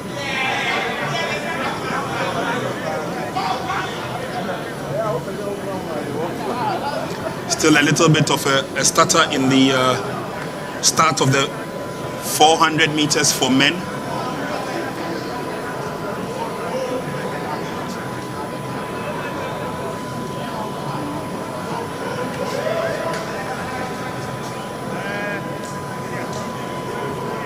There's the athlete from Benin.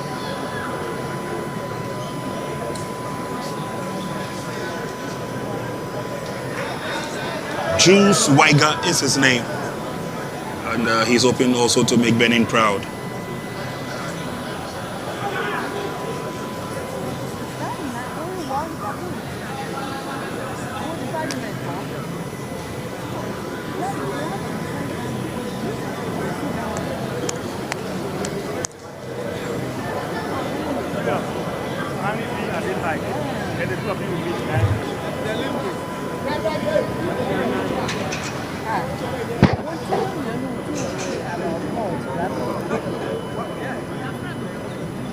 Hello?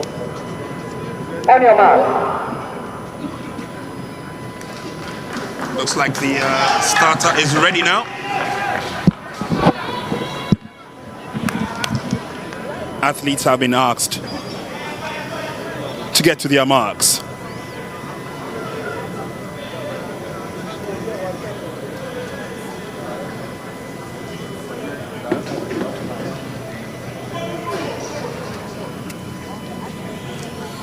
Nigeria interest in this race.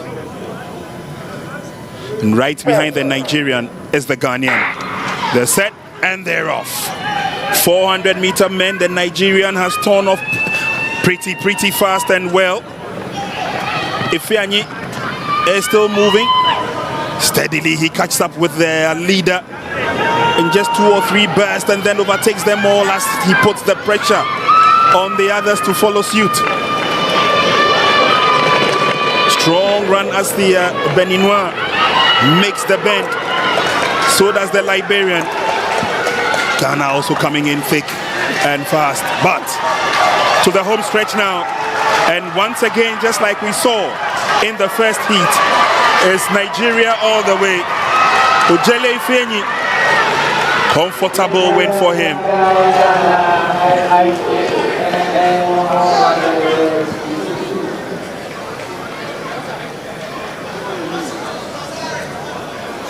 Tough race, they need to catch their breath. But good running by the Nigerian Ifeanyi. He got off pretty fast when the gun went off and followed through and through with a lot of determination, with a lot of speed, with a lot of strength. And the upper strength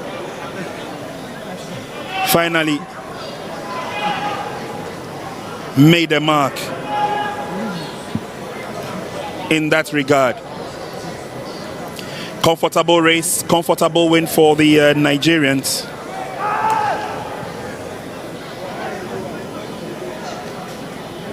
Ifeanyi walks away very tired. Face looks familiar though. Participated in the Africa Games. Also hosted here in Ghana. So they all went off pretty well. But the Nigerian Ifeanyi just burst straight into the bend, rounding up the man in front of him from Burkina Faso, catching up with the Beninois, and then also taking away Toma Jonathan, the Liberian. Into the bend. It was all power, it was all strength, it was all stride. A very calculated run by the Nigerian, and the others struggling to follow. But by the time he had hit the home straight, it was clear that they were going through and through.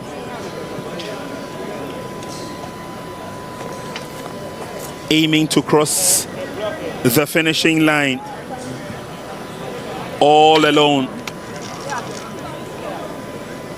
and did very well in that regard.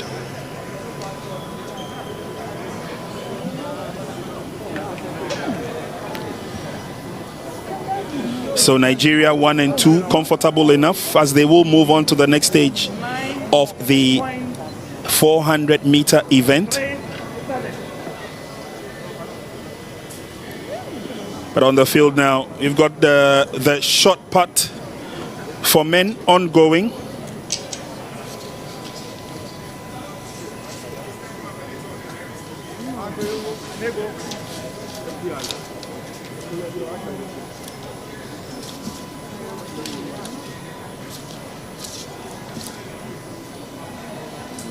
Shot put for men.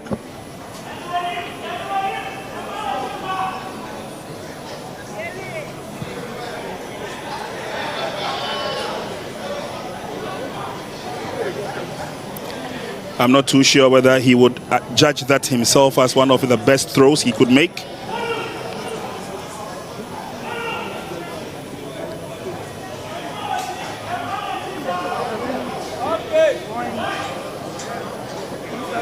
This is the shot put for the decathletes.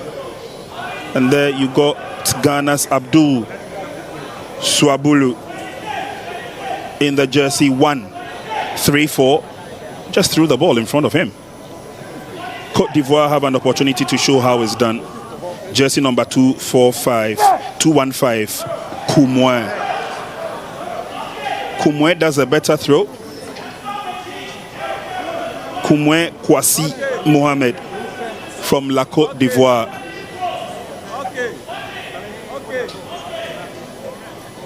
He nods his head. He believes that it was a good throw.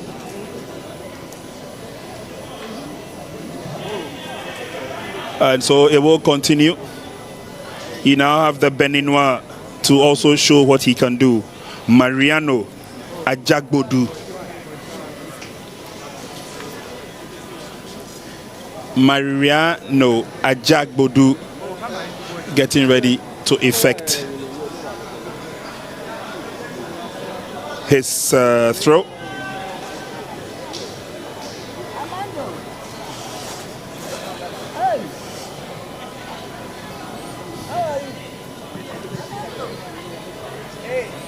Oh, he also did quite well. He got the white flag, but he's not too happy with the technique and its outcome. Dug deep, and then the launch.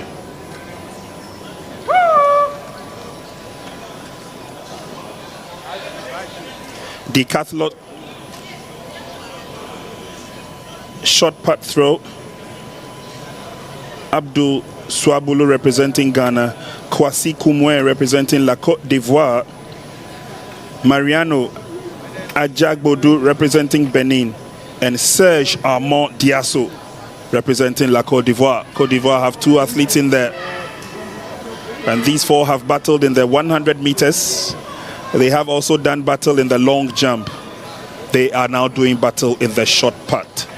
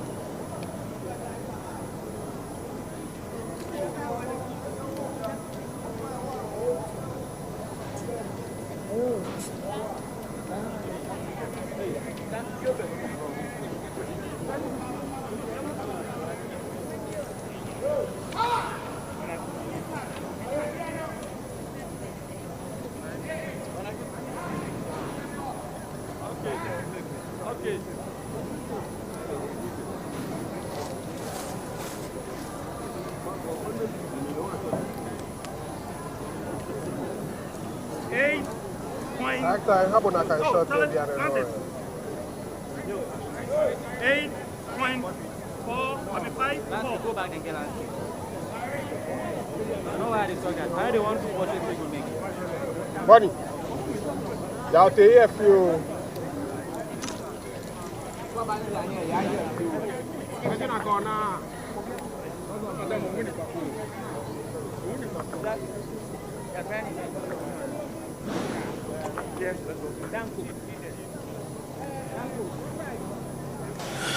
Another opportunity for another throw. Technique quite unique. Not the best of lifts, but does well. He definitely will get points for that.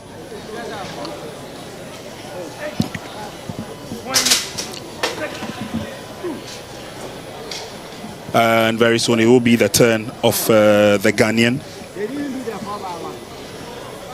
He's not been doing too good with the throws. He might probably get another opportunity after the throw from the Beninois.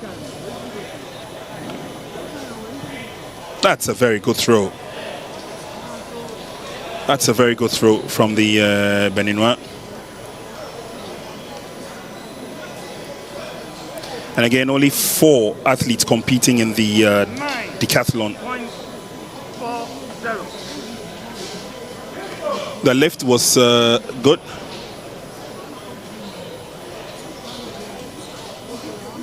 And the distance was quite impressive as well, at least better than the last one.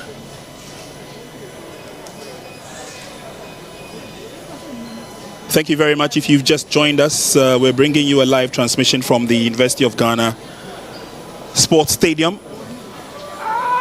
Ongoing Confederation of African Athletics for Africa Region 2 Seniors Championship. These athletes battling for pride and honor, and also possibility of an onward march from here into the Olympic Games in Paris. Marker goes down quickly.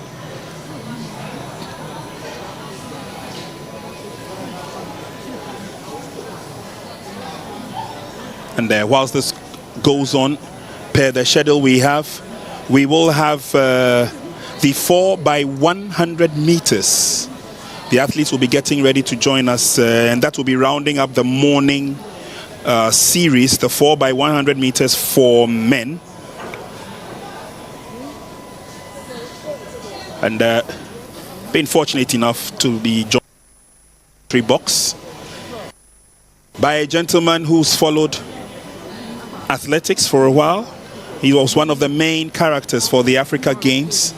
He brought us up to speed with everything that happened here at the University of Ghana Sports Stadium, the Athletics Oval as we used to call it. And Kwame Dremo Ajiman will also be giving us insights into some of the quality in terms of the athletes we saw and some of the countries and the strides they've made in terms of churning out some very good athletes, especially for both track and field. He was basically with the athletics team, and so from start to finish he witnessed some of the highs, the lows, the quality that we've seen. Kwame, it's good to have you here. Thank you very much. Prince, thanks for having me. Prince, thanks for having me. Yes. It's just day one of this championship, Seniors Championship Region 2 for the Confederation of African Athletics. Teams have come from near and far. The Burkinabe team is here, the Ivorians are here, the Ghanaians are here, the Nigerians are here, the Liberians are here. You know, and so we have seen some rich competition. Like I said, it's just day one. Most of the events we have seen have been the heats events, and so we are building up gradually towards a crescendo. But from a distance, give us your insight into all this. Well, Prince, thank you. Some of these athletes we saw just about 2 months ago, a little under 2 months, if my memory serves me right. We saw them compete at a very high level, hoping to qualify for a place in Paris. And that's the motivation for a lot of these athletes. It's not just about coming here to represent their nation.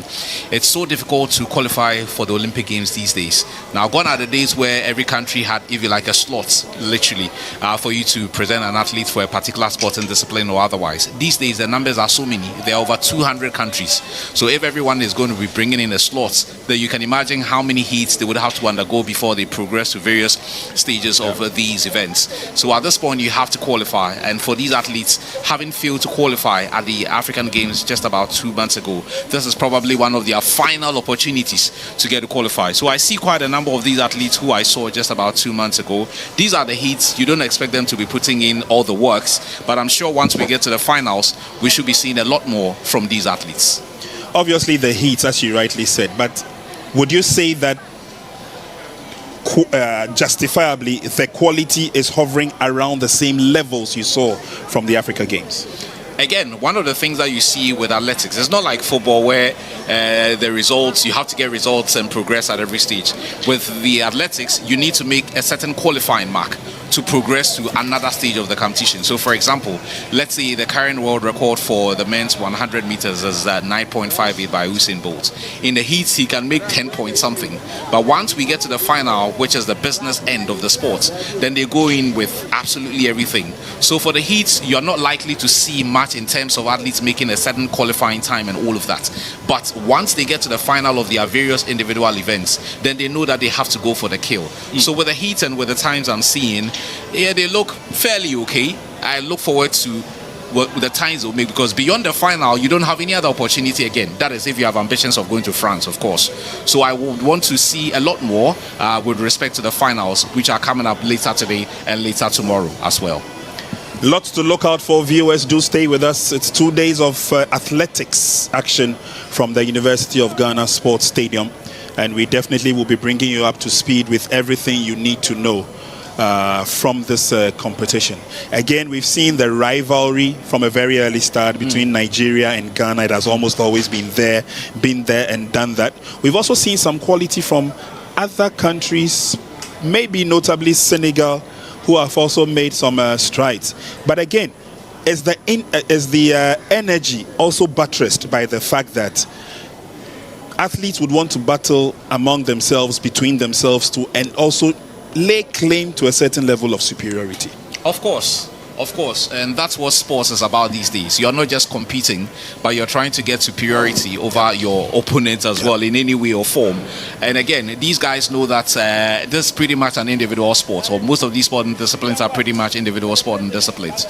So for them to get to the highest pinnacle of their disciplines, they need to consistently perform at a very high level. So over the years, you'd have seen all kinds of athletes perform at all kinds of events, but once we get to, for example, like the final of events, friendships are cast aside. Some school together, some have known each other on the track for many years, but once we get out there, it's business, and you've got to get the business done. So when they get there, you would see the rivalries, you would see how intense they get. I recall at the African Games, for example, where the Nigerians beat us in both the men's 4x100 ladies and men as well. In the men, it was only just but for a baton change here and there, we could have possibly stolen it. But for the ladies, I mean, they were just class. They were way better than our team. And I'm sure, again, these platforms are opportunities to learn. When you test yourself against the very best, then you can know how well you're progressing. Okay. But if you're always beating the also runs, you don't really seem to improve, in my opinion. Talking about the very best, I want to ask, if we can, to take a sneak preview into the levels we saw at the Africa Championship vis-a-vis what pertains on the world circuit, on the European circuit. Are we too far from there, if you understand what I mean? Well, far, yes and no. These days we are trying. I mean, gone are the days where African athletes barely had a looking. If you take various sporting disciplines, for example, you can recall off your head African athletes who excelled for a very long time. So, I mean, first off, if you take the sprints, you can mention Frankie Fredericks, who competed at a very high level with Americans and Jamaicans for many years, winning silver medal at the Olympics in '92, winning silver medals at the Olympics in '96 in Atlanta, winning the World Championship in Stuttgart in 1993. I recall, and doing very well at various Commonwealth Games, winning Commonwealth Games medal in 1994 in Canada. You can mention the Zambian Samuel Matete, and then in the long distances, of course, I mean, that's been our space pretty much. The Moroccans, Hisham El Garouj, Noureddin Moussali, and all of these athletes performing at a very high level. But these days, it does appear that other nations are, stepping up. Yep. Especially in Eastern Europe, they are taking the long distances races very seriously. And these days, because athletes are able to switch nations, the Arabian countries are pulling the Kenyan talents. Some European nations are pulling African talents as well. So if you look at Holland, for example, they've been able to pull a few athletes from Ethiopia to compete for them. Bahrain, Qatar, and co have pulled a few athletes from Kenya as well. So what we can is to push hard. These days it's nice to see that there are a lot of performance enhancing centers. So for example, if you go to Senegal, there's a performance enhancing center there. If you go to Mauritius, there's a performance enhancing center there, just to get African athletes compete at a very high level.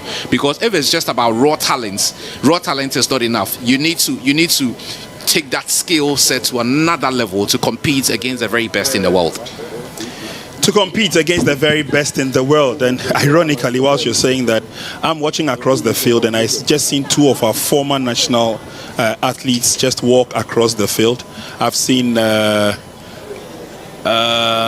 Stella Sedami. She used to be the national high jump champion back in her day. She's a police officer. And then I've just seen the man we all call Jollof, Sam Aye. Sam Aye also ran for Ghana as well. And I've seen a couple of them all helping out here. I'm sure some were also supporting during the Africa Games. That's as well. Right. And it's also interesting to see how these gentlemen and ladies have gotten attached to the young ones. Viewers, let's run you through some of the events we saw earlier today. This was the 100-meter heats for women. Again, Nigeria showing clear superiority and dominance in that regard. And the Nigerians have come with a very strong team. The intentions are very clear. This was made to us by one of their coaches, especially when we met them yesterday at the venue here when they were going through their registration processes. So again, the Nigerians have shown that yes, there's a reason why we're here, and we want to show clear dominance in everything we do. So from the 100 meters, it was clear that all eyes will be on the Nigerians. They got a little bit of a backup push from the Ghanaians as well. As every time the Nigerians pick up the first place, the Ghanaians will end up either in the second or in the third position. And this is all the heats. Sure. That's the heat, and one of the heats, I think it was the first heat that was run, and clearly it was obvious that the Nigerians in pole position from start to finish. The Ghanaian on the outer lane gave the hot chase, ended up second. But obviously the Nigerians have showed that the class is there. But again, Kwame, let's take a look also at the kind of new possibilities that are coming up. Back in the day, sprinting was more of a Nigeria, Ghana kind of affair. Now we're seeing the Senegalese coming in strong. We're seeing the Liberians also coming in strong. We've seen some notable changes. The East Africans are noted for the long distance. Now they're doing well in the sprint. Yes. What seems to be the change, in your opinion? To be honest, it's very difficult to tell what has changed, because just like you said, the Nigerians were the dominant force when it came to sprints on the continent. So again, they have a long list of athletes from the past, male or female. So for the female, I recall Mary Onyali competed at a very high level for many years, and then Blessing Okagbari as well. I mean, these days we have the Tobia Muzant and co. In the men is a long list. That's a long list. Davidson is Zinwa, Osborne is Zinwa, Francis Obikwelu, all of these guys. And they were dominating. Then they had, probably at the time, they had only Frankie Fredericks to deal with from Namibia. And then there were also a long list of Ghanaians, Emmanuel Tufo, Nelson Boateng, and then later Abdulaziz Zakari, Abudia, Christian Insia, and all of these things. But you look at some other nations who have burst onto the scene, like the athletes from Botswana these days, like the athletes from Kenya, Omanyala. You don't see a Kenyan that stocky, that bulky, who is good enough for the sprints. You barely see that. But these days it's happening. Even in South Africa, they have Akani Simbini, who has been competing at a very high level on the continent for the last 5 or 6 years. I saw him at the World University Games about 5-6 years ago, and he's competing with the very best. Botswana, for example. I mean, who would have thought that a small country like Botswana, it's one of the biggest countries in terms of land size, but in terms of population, it's very small. They are doing it. The African champion 2 months ago on this same surface was a Cameroonian who won in the men's 100 meters final. The African champion for the ladies was Gina Bass. Gina Bass is from Gambia, and she won both in the 100 and in the 200 meters as well. So you're asking yourself, how is this literally moving from the powerhouses to the relatively unknowns? What is it that they are doing? So I remember I spoke to Gina Bass at the African Games, and she said Gambia has next to nothing. It's pretty much about her. I mean, Gambia doesn't have any official track of note. They have only one recognizable stadia for anything. So she's been literally training on her own and looking out for opportunities. I remember years ago I met this lady, Mary Jose Talu, the Ivorian. She's now in America now. I think she's got some opportunities there. I met her in Cape Coast, and she was telling me of even athletics in Ivory Coast not being what it really is, and she had to literally fight her way till she got to the very top. So now it is not just the athletes themselves. I also see that federations in these local spaces are also trying to do their own thing to put their names on the map. But for the medals Zinabaz won, who would have heard of Gambia at the African Games? You know. True. And it looks like it's brought a lot more positivity, in my humble opinion, especially when it comes to developing athletics, because then the realization is that there are countries out there who can almost always pose a threat when they get the right opportunities. Exactly. And let's face it, in a part of the world, unfortunately, it is not only a Ghana thing. It does appear that when you go to various countries in Africa, it is football and the rest. because obviously football is the dominant sport on the continent. True. So what you will notice is that in a lot of these countries, there is very little money that goes into other sporting disciplines. Very little money. Yep. Here in Ghana, for example, I have no idea what the athletics budget is. I have no idea. So you can imagine, even for countries like Ghana, so mention countries like maybe Liberia and some of these nations that you see, how much goes into, let's say, athletics in their local countries? Probably not much. So if it's not really up to you, the athletes, I just don't see how you're going to break through and get to the very high levels of the sport. I just don't see it. Well, athletics, for those of you who may not have seen athletics on the screens for a while, clearly these are some of the reasons why, as enumerated by my guest. Obviously, we're not paying a lot more attention to the sport, a sport that really had put Ghana on the map. You know, and when you mention names of those who've risen to the very highest level, I mean, when it comes to Ghana, we have a couple of people there, as we've had the Nigerians, as we've had others. But then again, the revival should start from a base. And I feel that the Ghana Athletics Association doing very well in terms of elevating the levels of not only the athletes, but thankfully we have the University of Ghana Stadium. It's the latest facility that we have here in this country, and it should be beneficial to, you know, young and budding athletes such as what we've seen. It's the first time in this country that we've had a warm-up track that is closer to a stadium for a major competition. I'm hoping that this will be the humble beginning that athletics can make. But Kwame, I've been here 2 or 3 times just to help with setup and get ready for this competition, and I see students training at the warm-up track, and I see potential. The potential is always there, but you need someone to take them to the next level. I don't have an idea what the various organizations have. I mean, growing up as a child, one of the things that I easily saw was that there were coaches who were coming in from the National College in Winneba to train athletes in multiple sporting disciplines. I mean, anything you can think of, from tennis to whatever. These days, I don't know what the program is like, and I don't know if we are training enough coaches to come from the University College of Education in Winneba as well. Good question. So that when you go to the various secondary schools, we used to have sports masters. Today, I don't really see much beyond maybe the Ashanti region, maybe to an extent the Central region and the Greater Accra region. The other regions, I don't really know of training programs and all of that. The point I'm trying to make is that talent would always be at the base, but you need someone to shape the talent, hone the talent. You need them to compete in meets like this. You need them to test themselves against athletes from other schools and get to improve with their times, their dieting, their quality over time, and all of that. But with next to nothing happening, for example, in a whole year in the regions is what? Zonals and super zonals. And then maybe there's a national championship. Yeah. So 3 events the whole year, done. Is that enough?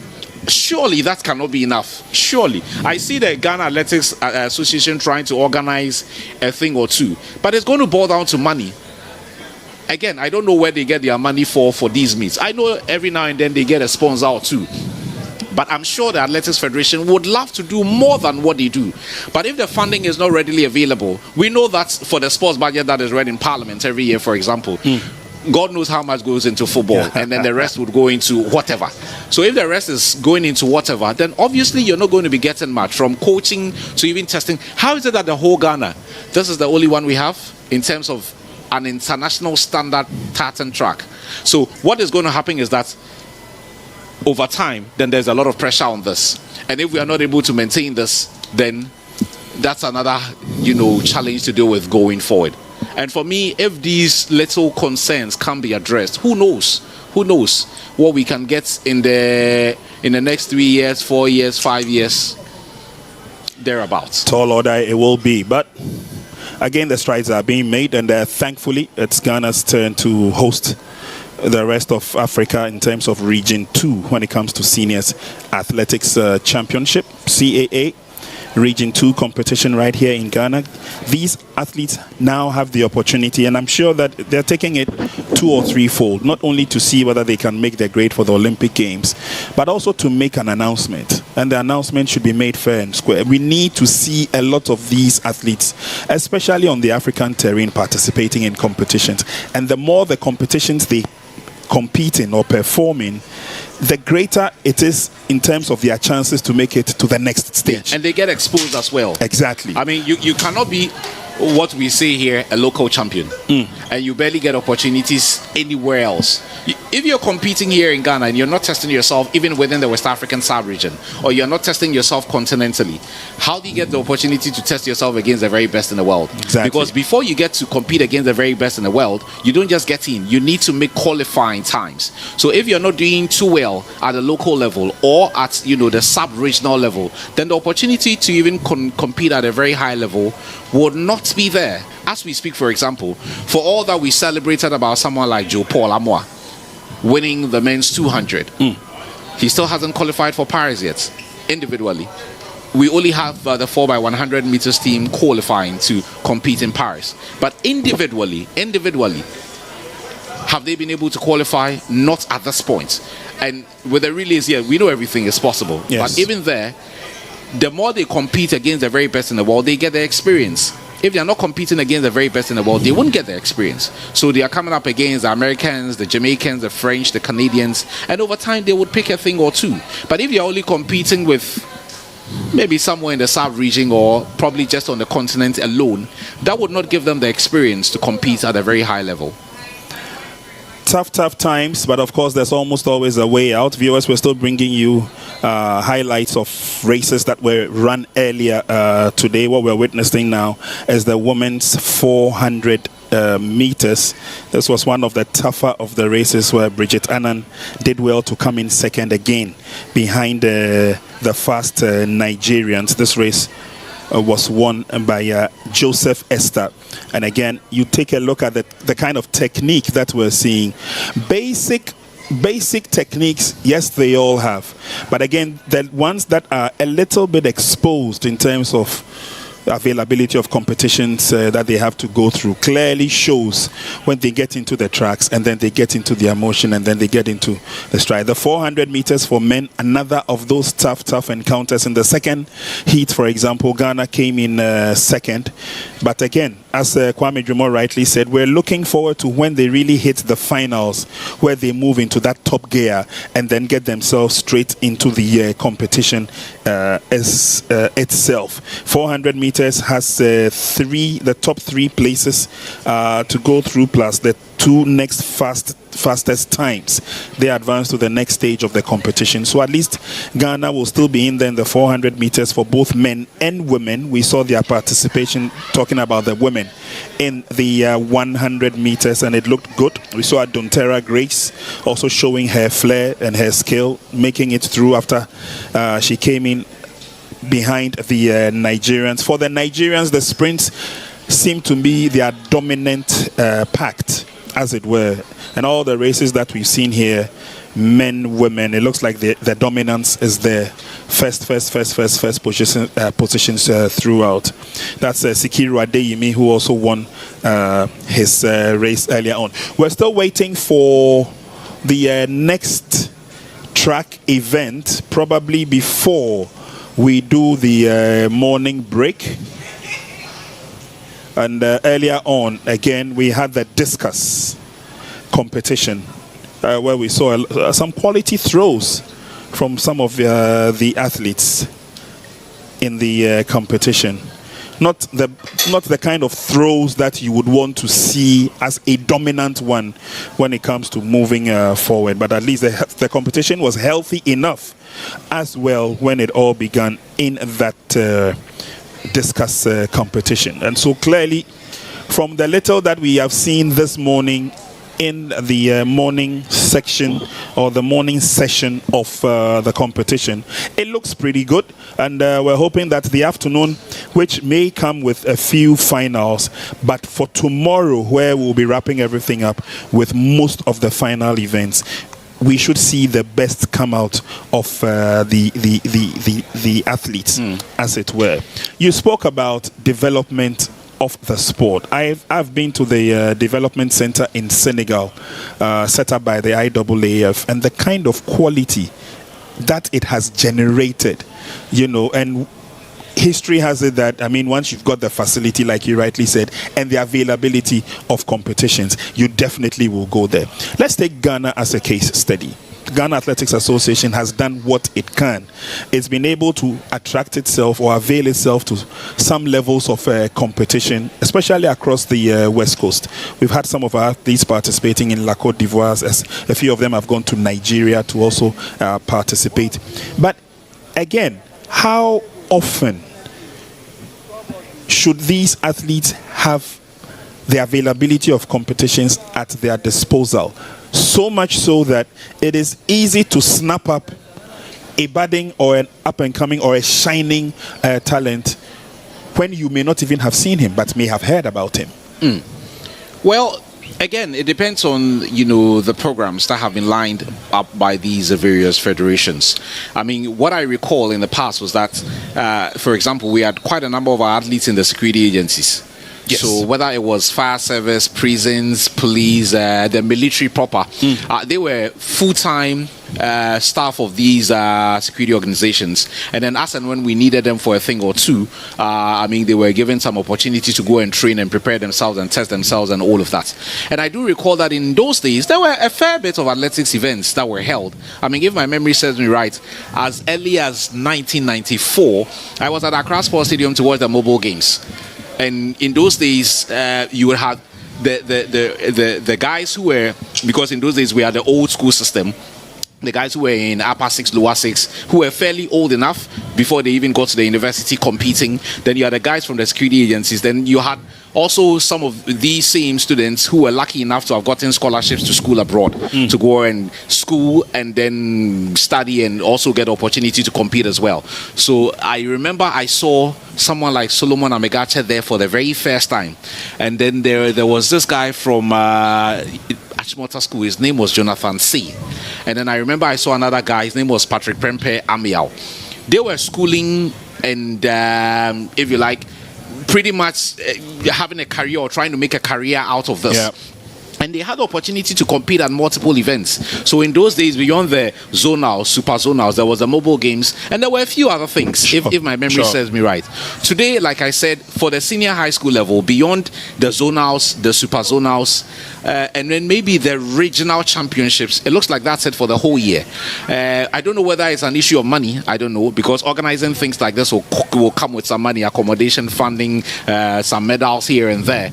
So maybe until we find ourselves in a position where some funding is made readily available for a lot more events to be held and for athletes to test themselves regularly. Because, for example, if you are playing football and you are playing even as an amateur, you are playing a number of games over a relatively decent period. Yeah. But if you're not competing, and with these athletes, for example, let's say maybe the whole year, the only events that is readily available is, let's say, the African Games. And then beyond the African Games, what? If there are no games for them to competing, what do? They go back to school, go back to work, what? Good enough, you mentioned the good old days when we had mobile, supporting athletics. And athletics was rife by then. And the rivalry was there. It was big. The good old days when you could have a meet and either the Accra or Kumasi Stadium was half full. People just came to watch the rivalries that went onto the field. For example, there was a lady called Mercy Addy. She always had that rivalry with Cynthia Quote. So that was Shower and C Quote in back in those days. I think she was from Hot Cast also. She may have been. Yeah, I remember something like that. Yes. Because but the rivalry was there. And in those days, for those who may not have known, the Accra Sports Stadium used to have a track before what we saw for CAN 2018 and everything. So it wasn't just a school's event thing. Anytime you went to the stadium, there were athletes who were doing something, whether they were training on their own or something. But unfortunately today, there's nothing at Accra. LWAC, I don't even want to discuss it. So, you see, thank God for this. Or else there would have been nothing in Accra. That's true. Thank God for this. You're right. Even in Kumasi, every now and then the tracks are tired. In Cape Coast, so if you, for example, if you go to Sunyai, I don't know where they do their events. If you go to Tamale, the Ali Mahama Sports Stadium maybe is a rescue. In Wa, I don't know. In Boga, I don't know. Are all going. In Ho, I don't know. In the Oti region, I don't know. Yeah. I'm sure it's also one of the reasons why we can't get any more mobile quote and unquote companies wanting to support athletics. Because the buzz is not there. Exactly. Yeah. And I tell you what, those days, like I was saying, 100 meters final, if it is not Sequote, it is shower. 200 meters final, if it is not shower, it is Sequote. Yeah. 400 meter final, and it went on. The men also had theirs. I just saw Samuel Ayer of Ghana Immigration Service just pass by. He was battling with the likes of Agbokicha, the likes of Babylonia Senior, the likes of Akojiram. It was there. For those who were coming to the Accra Stadium, for example, to watch athletics and loved to sit at the Osu stand, they only sat at the Osu stand because there's going to be a battle between Timothy Hesse and Solomon Amegache. You know, but where is that rivalry now? From Kumasi, out of nowhere, we had a certain Emmanuel Tufor. Yeah. He also burst onto the scene. The ladies had. There was one particular lady who was almost always dominant in 100-meter hurdles, Dinah Yankee.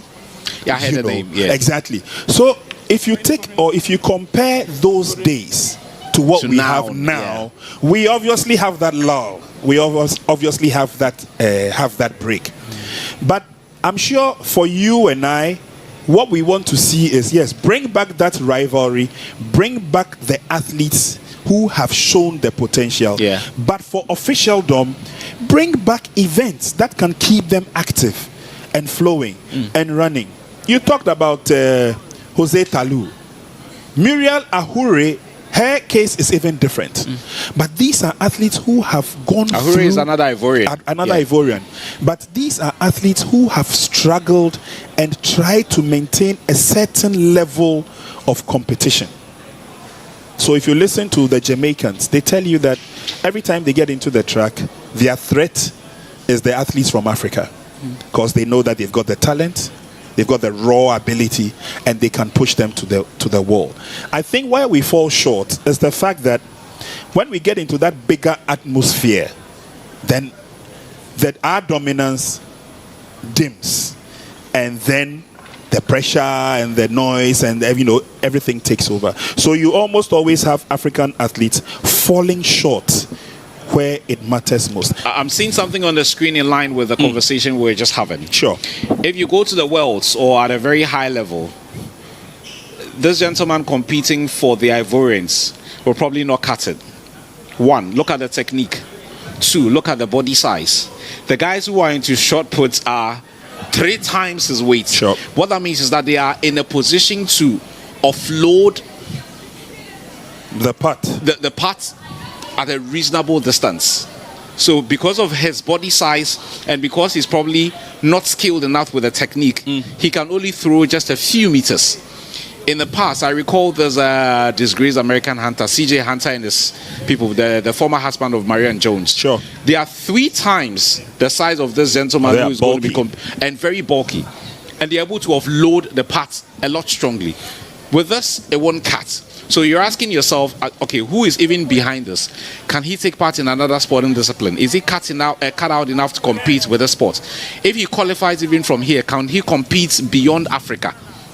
So he would also be an also run. He wouldn't be able to. So, for example, the Jamaicans are not bothered about 1,500 meters. They know that their skill set is limited to the sprints and then, to a large extent, the hurdles. End of story. Okay. All right. Well, we're still bringing you live action from the University of Ghana Stadium. It is the Confederation of African Athletics Africa Seniors Championship for Region 2. We will do a very quick break, and viewers, do stay with us, because when we come back, there will be a lot more events to share with you as we build up the crescendo towards tomorrow, where we'll have most of the epic finals. We'll be back in a minute. Do stay with us.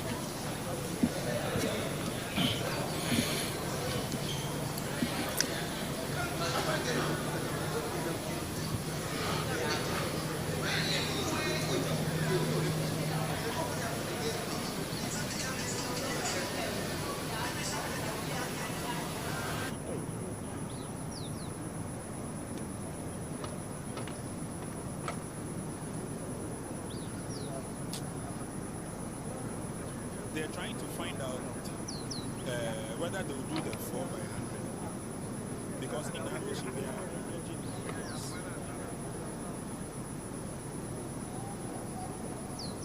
That might be director. Okay, she.